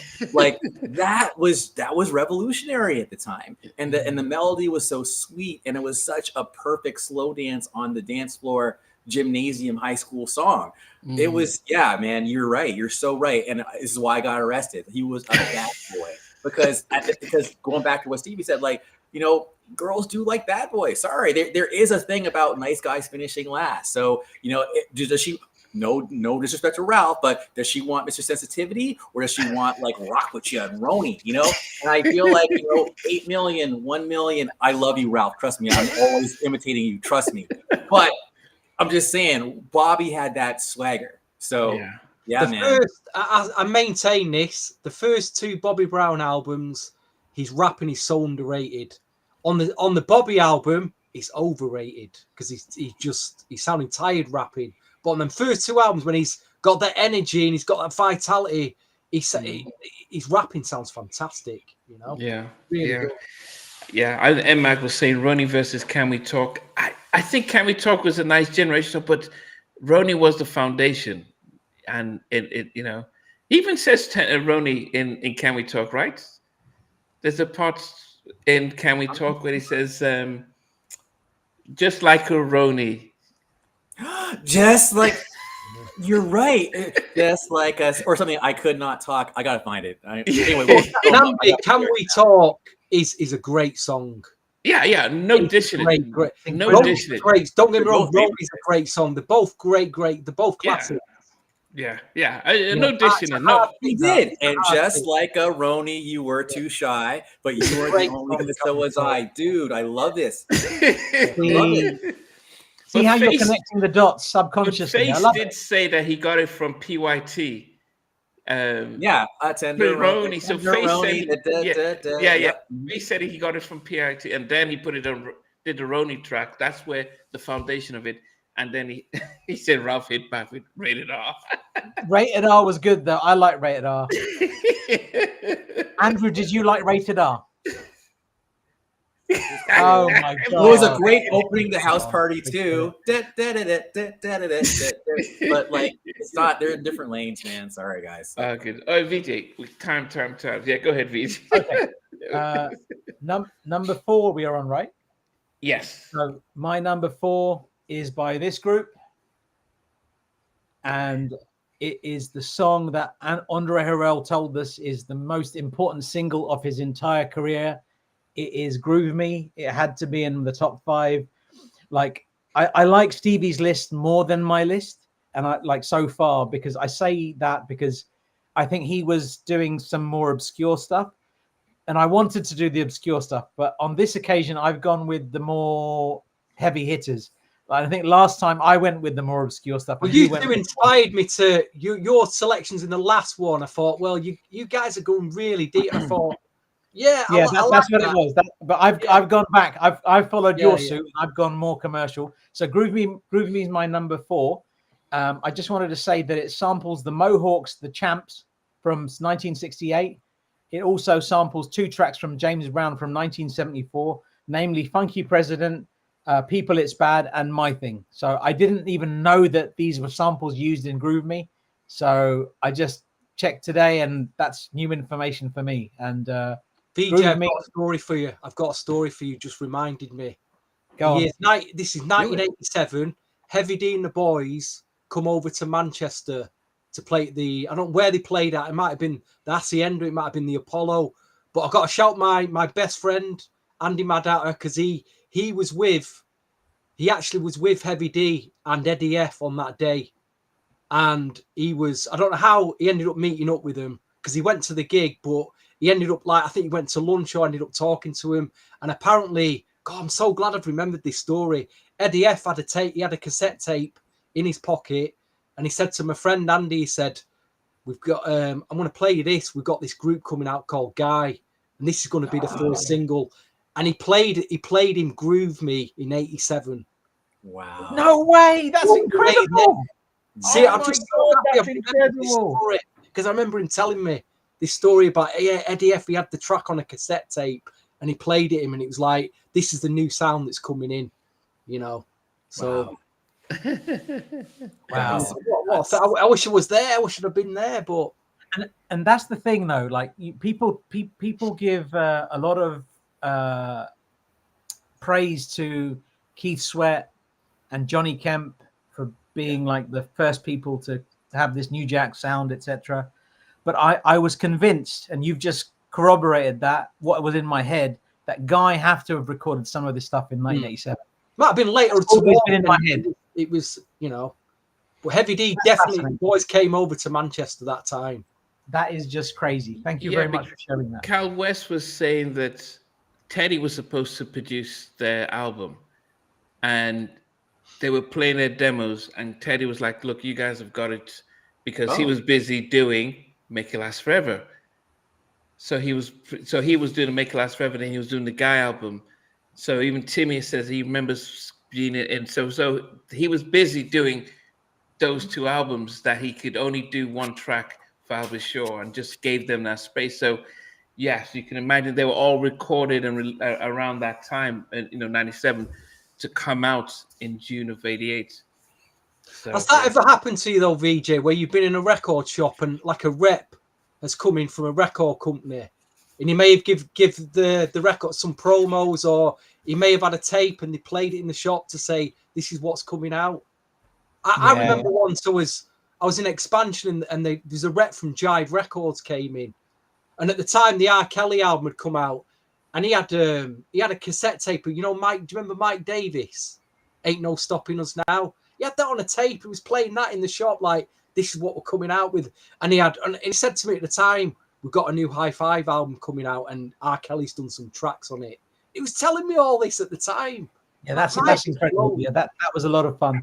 I have one record, which is it's a song called Honey Love, but it says that the artist is Guy. Huh. Wow. What is that? It's written. So it's a white label. So it's somebody's written on it. So it's obviously they pressed the record.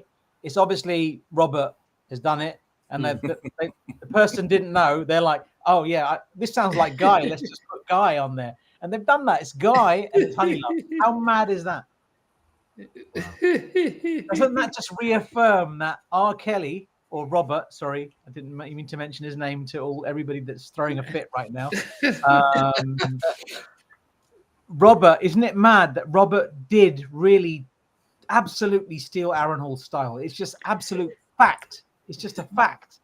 The radio station that I love so much, they had a spoof at the time, so like singing like Aaron Hall, like that was the spoof on that, you know. So absolutely, he totally jacked him. Well, you think before R. Kelly got signed to Jive, he had a release out, didn't he, with MGM?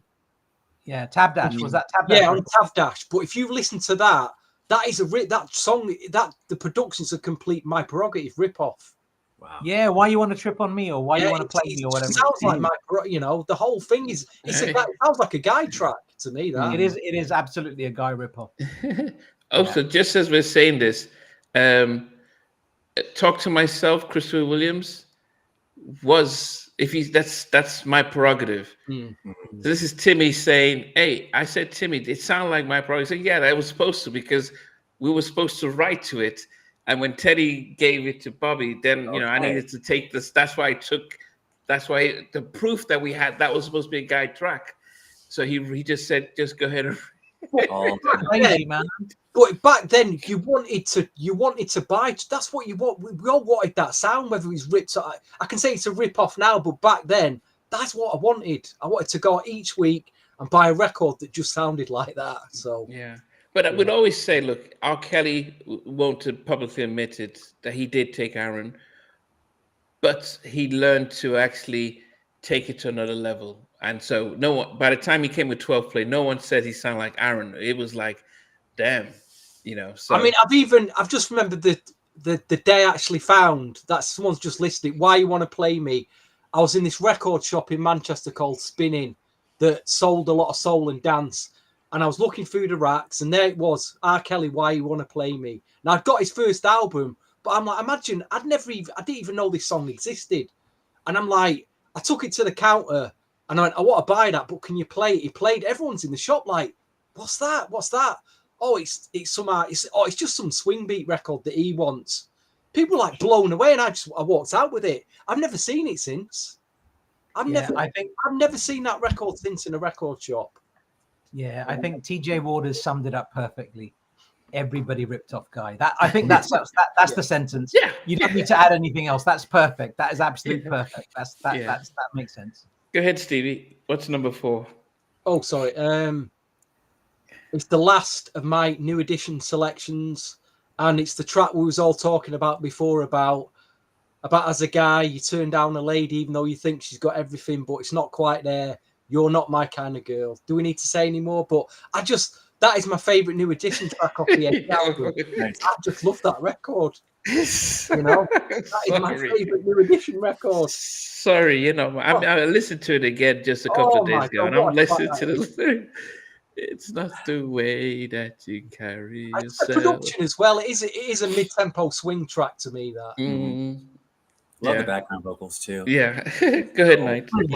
It's brilliant. All right. And so this is a big moment in my life. So I love this song. It is the last appearance by this act. Here we go. Hope I don't mess it up.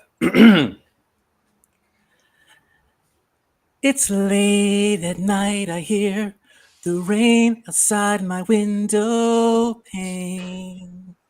Then it keeps going. Kind of slow burn. Ba-dum. What I wanna do, sneak out and go to Lover's Lane. Do, me and you. But I can't take this feeling unless it's you that's in control. I mess it up. It's natural, just like Romeo and Juliet. Jack and Jill were still in love together. We're still in love. Anyways, I Oh, love you're on point that. tonight. You're on point tonight. You're on Thank point you. tonight. But I gotta tell a story, and I hope John's still here. So check this out. So I lived in Canada, okay? So we didn't get we did get Troop, but anyway, we didn't get 88 Troop. So I moved to the Bay Area, and there's a concert called KMEL Summer Jam. Troop performed at KMEL Summer Jam. As a matter of fact, the Troop documentary that's on streaming has clips from that Summer Jam performance. And I was taping, I have it on my cassette. I was taping that Summer Jam in my room, my bedroom, as a 9th grader, 10th grader.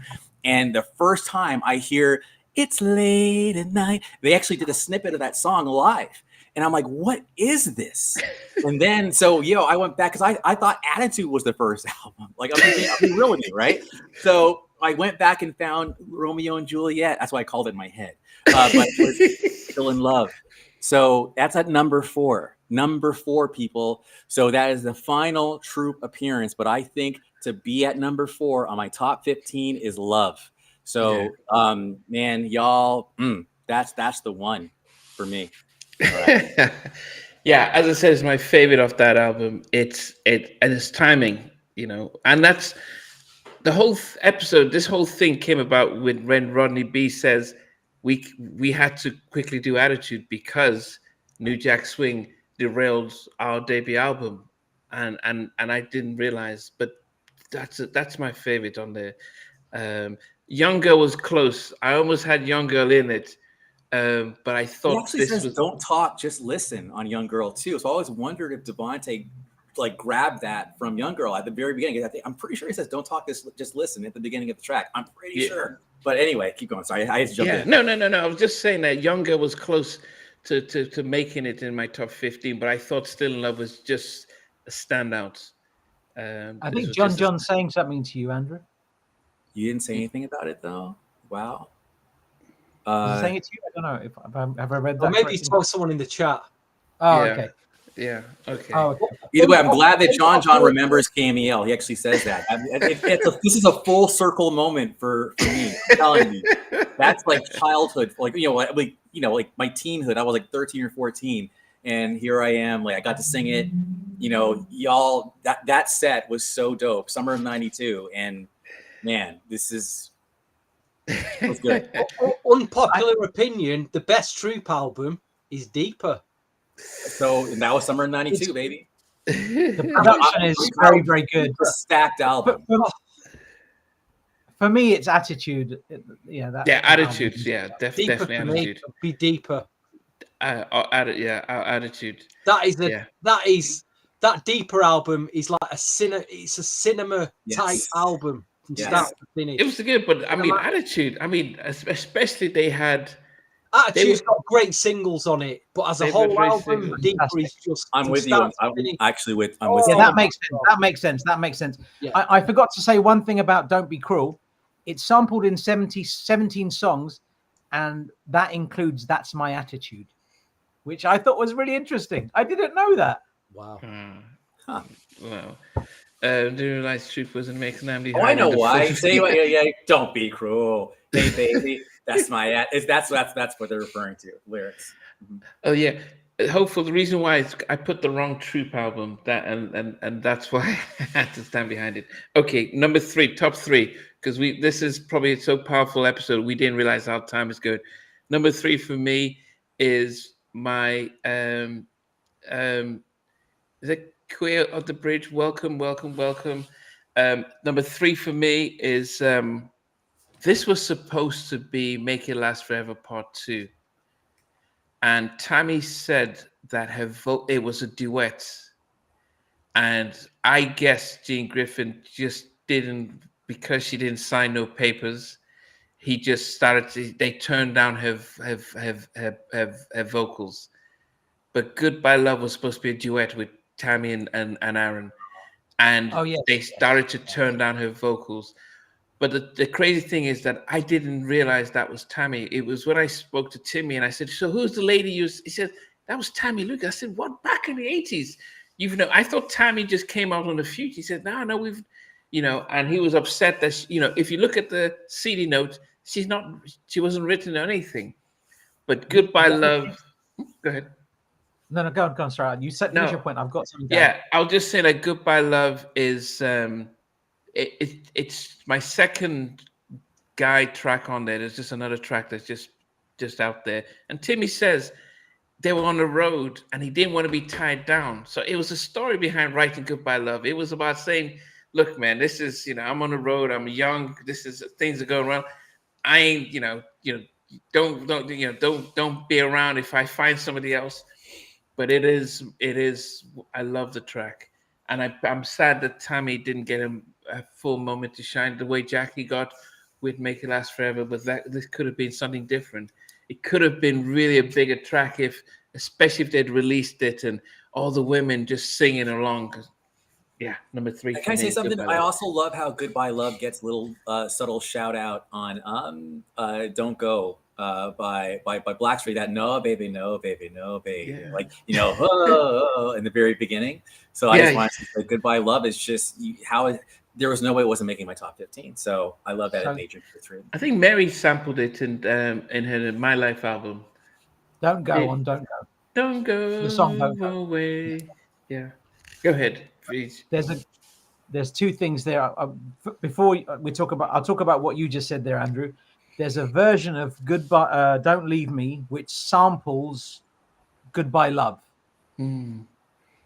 Nice. And that remix is very specific. It's incredible. If you haven't heard it, you have to hear it. I think I might have heard it on stream. On the Guy 3 album, there's a version of Goodbye Love, which uses the same production from that Don't Leave Me remix, which samples Goodbye Love. So it's Goodbye Love remix.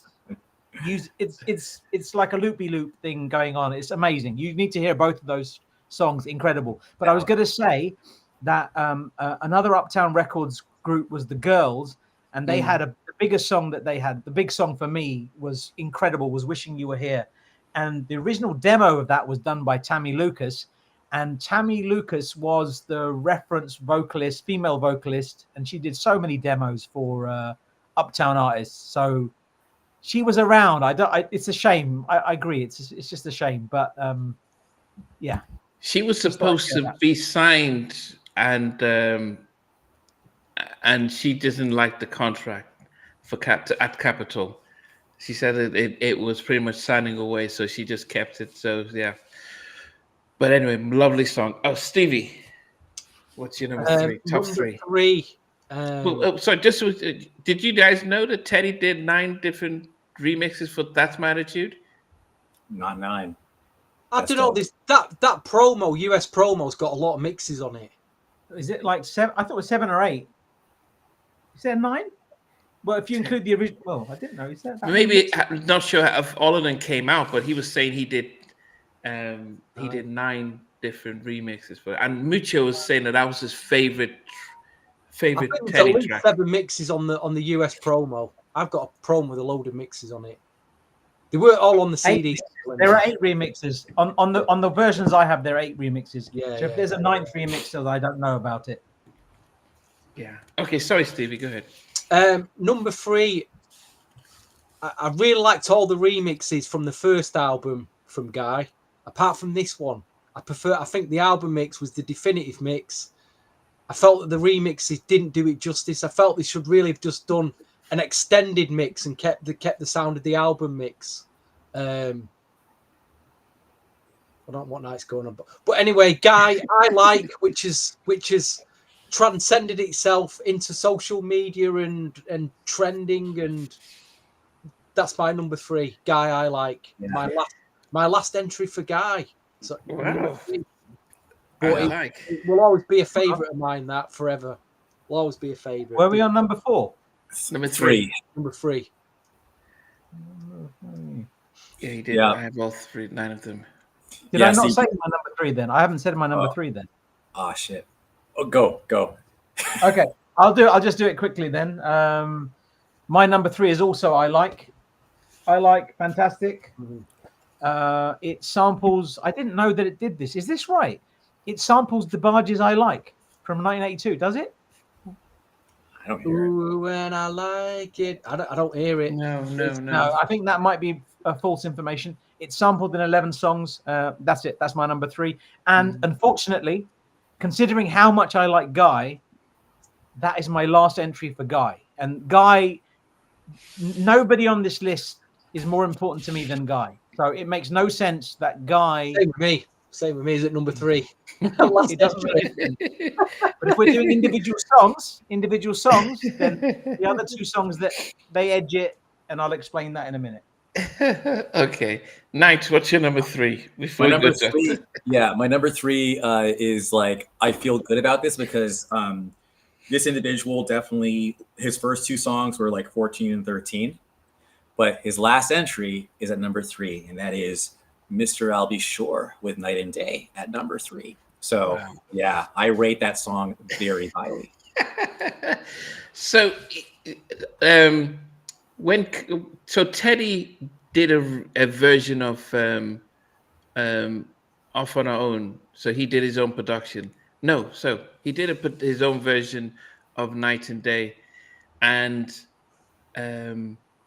really funky. Carl said it was great, but then Andre says, no, let's keep it in that poppy kind of tone, because that's gonna make it. So Carl West is saying there should be a version of Teddy's production of Night and Day out there.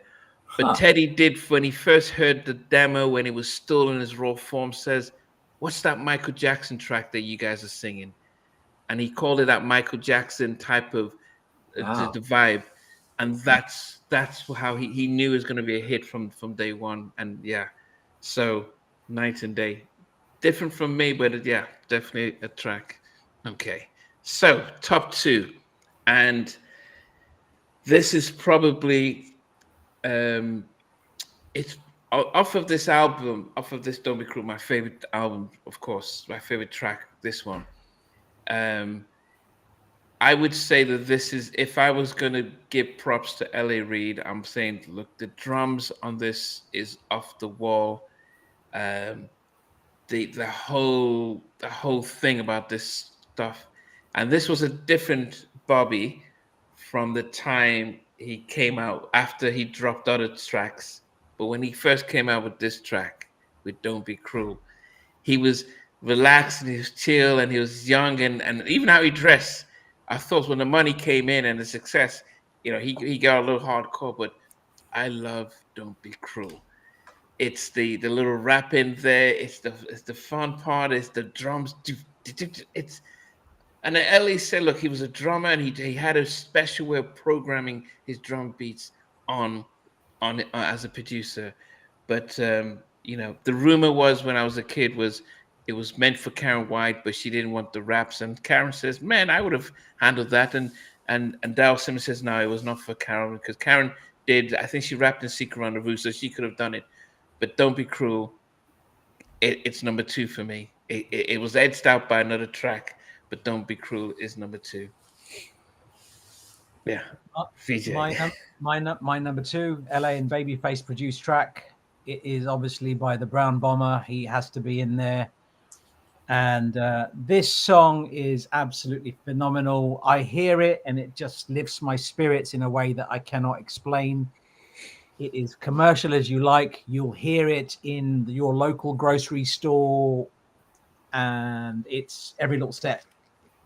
Absolutely wonderful production, and Bobby Brown's my hero from back in the day. So anybody that's got anything to say to me about putting Bobby Brown ahead of Guy, there's a reason for it, and it's because Bobby Brown is my hero. And yeah, it is what it is, man. That video when he dropped that, oh my gosh! But that's what I'm saying. Oh. Like the album version and the video version are different, and that's for me, it's like I tried listening to the album version, I skip. Yeah. Because it's just not the same. It's not the same. Yeah. To me. I don't like the album version. I mean, I wanted to. I mean, we saw 560 SEC, and it was like, wow, that's the Bobby Brown car. But yeah, Bobby Brown. Yeah, that exactly. is about, yeah. If you saw someone driving a coupe 560, but I would say that I actually didn't like the album version, and I think it was probably one of my least favorite songs after a while. Yeah, I think in the 88, 89, I loved it, but then subsequently it just became too poppy for me. Yeah, makes And sense. yeah, so, but anyway, Stevie, One what's last your... thing from me about that Go ahead. song. It's been sampled in 19 songs. Anyway, Stevie. I'm just reading some of the comments. Don't be cruel, a little overrated. No. You've got Marco, there is hard waters, please. on some of these albums, right? What you got to understand on some of the tracks on these albums that change the sound, I'm talking about change the sound of R&B, and there's several of them. Include on the Guy album, Groove Me, on the I'll Be Sure, on the Bobby Brown. But at number 2, here's one of them. It's my final Bobby Brown entry. It was a number 1 in another podcast we did. It still should have been number 1 now, but it was just, as you would say, I don't know why it was edged by another track. But to me, this is Ellie and Babyface's best production. It's quintessential. It doesn't get any better than this in terms of production. But Don't Be Cruel is there for me. It's not even. I'm going to say it's their best ever production. Yeah. That one track changed the sound of R&B moving forward, because we'd never seen anything like that. We hadn't heard anything like that. Yeah. The rapping, the singing, the video. It was just mesmerizing. People were like, there was people in pop music when they saw that video were like, who is Bobby Brown? What is this? People who wasn't even into R&B were like, wow. So Baby, it's true. that's my argument anyway for that. It had the melody, it had the soft part and the drum. It was. I mean, Babyface said they couldn't when they heard Prerogative and Make You I Wanna. They couldn't compete with that, so they had to move with the lyrics and play to their strength. But I think the best song on that album is, What I was going to say really quick is that the singles progression was also genius, because Don't Be Cruel is like, who's this Bobby Brown guy, right? Get people open, and all of a sudden, bam, My Prerogative, right? Then come with Roni, Soft and Sweet, and then come with At Every Little Step, which was just like, what? White video, dancing, and then come with On Our Own, because that wasn't even the album, On Our Own, huge, and then Rock With You to bring it all home. So it was like a 6 single run that was like Bobby was the king. Unbelievable. But Don't Be Cruel was what just opened the door. Yeah. Oh, it was, my Okay, go ahead. Number 2. Mac Band Roses Are Red. Yeah, very similar. Yeah. Is I'm Coming Home by New Edition. So that is not a surprise to anyone. And that is New Edition. I thought it'd been your number 1, actually. Yeah, no, they always fight back and forth. So there it is. But I'm Coming Home was number 2. Okay. No surprise. All right, guys. So we're gonna do from 15 before I give my number 1. So at number 15 was My Heart, Troop. Number 14 was Mamacita, Troop. 13, Still in Love, Troop. Number 12, If I'm Not Your Lover, I'll Be Sure. Number 11, Can You Stand the Rain, New Edition. Number 10, Rescue Me, I'll Be Sure. Number 9 was Not My Kind of Girl, New Edition. Off on Her Own Girl. Number 8 with I'll Be Sure. My Prerogative. Number 7, Bobby Brown, Don't Clap, Just Dance. Number 6 by Guy. Boys to Men, New Edition at number 5. Roni, Bobby Brown at number 4. Goodbye Love by Guy at number 3. Don't Be Cruel, Bobby Brown at number 2. And the song that defines New Jack Swing has to be number 1. There is no other song that says we have entered into a new era of music. And Groove Me was not just funky, it was a vibe. it got New York saying, "What is going on? R&B can be cool." Timmy Gatlin said that he called Teddy to see what's going on, and he could hear kids and a lot of people in the house, and Teddy was just cooking up the track. And he says, "Timmy, get over here, get over here. I've just got this new track." Timmy comes to the house and sees a lot of kids. So he says, if you listen to and you hear all these kids, all these young people in this, there were literally young kids inside the studio in Teddy's house. And he just got a piece of paper and then in 15 minutes wrote the lyrics to Groove Me. He just heard the music and he just, okay, let me shut it down, and came up with the lyrics. It is such a vibe. It was Uptown. This was like, when Uptown, they had Heavy D and the Boys, but this was what Uptown was like. Okay, what is Uptown? It was Groove Me. It was Harlem. It was the streets. That is what it is. So Groove Me, the greatest New Jack track out there. This was the cornerstone, number one for me. No, that makes sense, man. That makes so much sense, man. And that makes sense. That makes sense for number one. Definitely makes sense. Okay, Vij, 15 down to 1. So 15, I had Mamacita or Still in Love. If I could have had, I was toying between those two. Number 14 was Albie Shaw's Naturally Mine. Number 13, She's My Favorite Girl, Chucky Booker track. Number 12, another Chucky Booker track, My Heart. Number 11, Albie Shaw, Night and Day.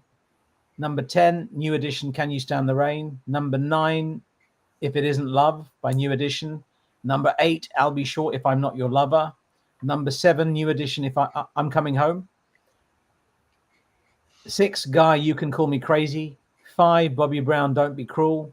Number 4, Guy, Groove Me. Number 3, Guy I Like. Number 2, Every Little Step. My number 1, I think there are 4 songs, four New Jack songs and 1 remix, 5 songs that I think define New Jack Swing. The remix, I would say, is Jane Child, Don't Want to Fall in Love. Guy, Groove Me. Johnny Kemp, Just Got Paid. Keith Sweat's I Want Her. And my number 1, I would have loved to have heard Guy's version of this, is My Prerogative. It deserves to be at number 1. It gets me in the mood. Anybody that wants to fight me about that, I'm right here, man. I love it. I love it. It's so good. It's brilliant. It's sampled in 17 songs, including a song by Robert called She's Got That Vibe, which I find fascinating. I didn't even know that. I don't know why that. But my number 1, My Prerogative, all day long. That's my lot. Well done. Big shout out to Andrew from John. Stevie. Number 50. Does anybody care who my number 15? Number 10. 15, Bobby Brown, All Day, All Night. Go and listen to that if you've not listened to it for years. 14, Albie Shaw, Just a Taste of Loving. Again, go and listen to that if you've not played it for years. 13, Guy, My Business. 12, Troop, My Heart. Number 11, New Edition, Boys to Men. Number 10, Troop, Still in Love. 9, Albie Shaw, Naturally Mine. Number 8, Troop, She's My Favorite Girl. What a revelation that track is. Number 7, New Edition, If It Isn't Love. Number 6, Bobby Brown, I'll Be Good to You. Number 5, Guy, You Can Call Me Crazy. 4, New Edition, You're Not My Kind of Girl. 3, Guy I Like. Number 2, Bobby Brown, Don't Be Cruel. Why is that not number 1? I'll tell you why. The year 1988 is probably one of my very favourite years of all time for music, for soul music. What an incredible year for soul music that was. Maybe it was the year that I discovered R&B and soul, or whatever you want to call it. I didn't even know it was New Jack Swing that year. I only, maybe a year later, I got it in my head it was New Jack Swing. But I just love 1988 as a year. I think this track, I'm not talking about New Jack Swing here. I just think this track, production-wise, sonically, was a million miles ahead of anything else that year, and has been for decades. Guy, Groove Me changed the sound of New Jack Swing and R&B. I would argue this track changed the sound of R&B, because this track doesn't sound like anything else big props to Kyle West, Roy Shamir, and I'll Be Sure. And I think this is the most sampled track out of everything you've mentioned in this list. But I'll Be Sure, Night and Day, changed the face of R&B for me. And it was one of the first 12-inch singles they ever bought. That extended mix, I'm in dreamland, absolute dreamland. Very good. But that's one of my very, very all-time favorite tracks. And I that did change in 1988. He won an award, a Sony Music Innovators Award. I would argue that changed the face of R&B as well. I wonder if we ever heard the Teddy version. If we'd seen what Teddy did with it, he made it funky and new, and then Andre says, "No, let's just keep it pop R&B." So is there a version? Did Teddy do one? Yeah, he did. Yeah, but Carl and I said, "Why didn't you do that? Put it as a remix?" But I think back then they just didn't understand what they had. He said it could be in somebody's studio. He wishes he still had it, but it was funky. But it lost the element of what the original came out to be, which was more appealing globally. But and that's what Andre's vision was. So that would have been interesting to listen to night and day. Yeah, sure, man. That would have been crazy to listen to. Yes. Okay, Andrew. All right. Cool. Love Night and Day. And all right. So my number one, really quick though, is like not necessarily about like. Actually, I'll say that for the end. Number 15, I Like That, Troop. Number 14, Ooh, This Love Is So, Albie. Number 13, Naturally Mine, Albie. Number 12, Goodbye Love, Guy. 11, Piece of My Love, Guy. 10, Rock With Ya, Bobby. Number 9, My Heart, Troop. Number 8, Roni, Bobby. Number 7, You Can Call Me Crazy, Guy. Number 6, Don't Be Cruel, Bobby. Number 5, If It Isn't Love, N.E. Number 4, Still in Love, Troop. Number 3, Night and Day, I'll Be Sure. Number 2, I'm Coming Home. Number 2, I'm Coming Home. And number 1, if it was going to be like about like what defines New Jack Swing, I might have said like Teddy's Jam, or I might have said Groove Me. But that's not what I did. I just did what my favorite song was from that era. So to no one's surprise, of course, is Can You Sing the Rain New Edition. And that is all I wrote. Great choice, bro. Okay. What he could have said, it is a Quiet Storm classic. That's what that track is. And it's still, thank you, man. And it's still played to this day. I just feel like even kids like to this day who weren't from that era hear that song and think it's special. So and if you watch part 2 on BET when they redo that song, that is an incredible movie, incredible moment in that BET special. Musically, it makes me shed a tear. Hard man, Steve. Where they do the album cover, how they recreated the album cover with the car in the back. Oh my god, I'm on the floor at that point. I'm like, how? just gone back to my memories to 1988. They've just recreated it all again. Oh wow. Yeah, and as I said, if I did a poll today and put that song even against Roni and Don't Be Cruel and Goodbye Love, it will always come. I think it's one of those sentimental songs that a generation just love, and that's like people still consider their greatest New Edition track. I'm just looking at it. It feels like all the tracks were covered. Is any tracks that we've not mentioned that were outstanding? I think we covered near enough everything. So there's an interesting list if you want to. We need to share it with you. So this is from everybody that sent the list. So this is the list from people that have submitted lists, and this is a more well-rounded list. This is like an overview. There are 32 songs that were included, so I'm going to whiz through these very, very quickly. At 32, Bobby Brown, All Day, All Night. 31, Troop, I Like That. 30, Guy, My Business. 29, I'll Be Sure, Just a Taste of Loving. 28, New Edition, Any Heartbreak. 27, I'll Be Sure, Ooh, This Love Is So. 26, New Edition, Boyz II Men. 25, Guy, Goodbye Love. Goodbye My Love. Goodbye Love. 24, Guy, Spend the Night. 23, New Edition, Crucial. 22, I'll Be Sure If I'm Not Your Lover. 21, Guy, Piece of My Love. 20 was Troop, Mamacita. Number 19 was She's My Favorite Girl by Troop. Number 18, New Edition, You're Not My Kind of Girl. Number 17, Bobby Brown, I'll Be Good to You. Number 16, Bobby Brown, Roni. 15, New Edition, I'm Coming Home. 14, Albie Shaw, Naturally Mine. Number 13, Troop, My Heart. 12, Guy I Like. 11, Bobby Brown, Every Little Step. Number 10, this is the top 10 now. Guy, Don't Clap, Just Dance. Number 9, Albie Shaw, Off on Your Own Girl. Number 8, Troop, Still in Love. New Edition is at number 7 with Can You Stand the Rain. Then you've got Bobby Brown, My Prerogative at number 6. Then you've got Guy, You Can Call Me Crazy at number 5. Guy, Groove Me is at number 4. Number 3 is Bobby Brown's Don't Be Cruel. Number 2 is Night and Day. And number 1 is New Edition's If It Yo, I did not see that coming. I did not see that coming. Wow. People, out of all of the songs, out of everybody that submitted lists, they liked If It Isn't Love the most, which is incredible. It's a great song. Well, I'm glad that All Still of the in songs Love on any of these also albums. made the top 6, well, top 10, right? What is it? Still in Love? Troop, was that number 7? I think it was number 7 or something like that. Still in Love was number 8. Yeah. I mean, how are we going to put these albums now 5 to number 1? That's going to be incredible. Oh God, I wasn't ready for that. I don't know. Do we not? Is that what we're doing?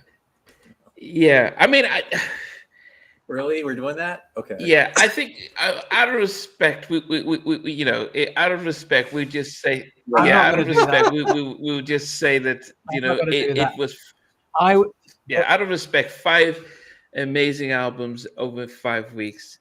Teddy had his hand in 3 of the 5. Equal. They're all fantastic albums. Teddy had his hand in 3 of the 5, and I don't think. Well, what if you could only take one album on a desert island? Which one album would you pick? I'll take the Guy album. I'd take the Guy album as well. If I just had to pick one to go, I'd take the Guy album as well. Which one would you pick, Andrew? The New Edition. Let's all guess. Yeah.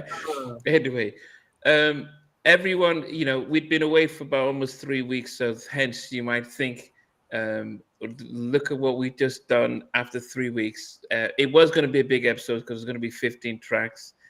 We appreciate everyone, and we'll be back actually in 2 weeks when we just before these guys go to New Jersey for the massive Untouchables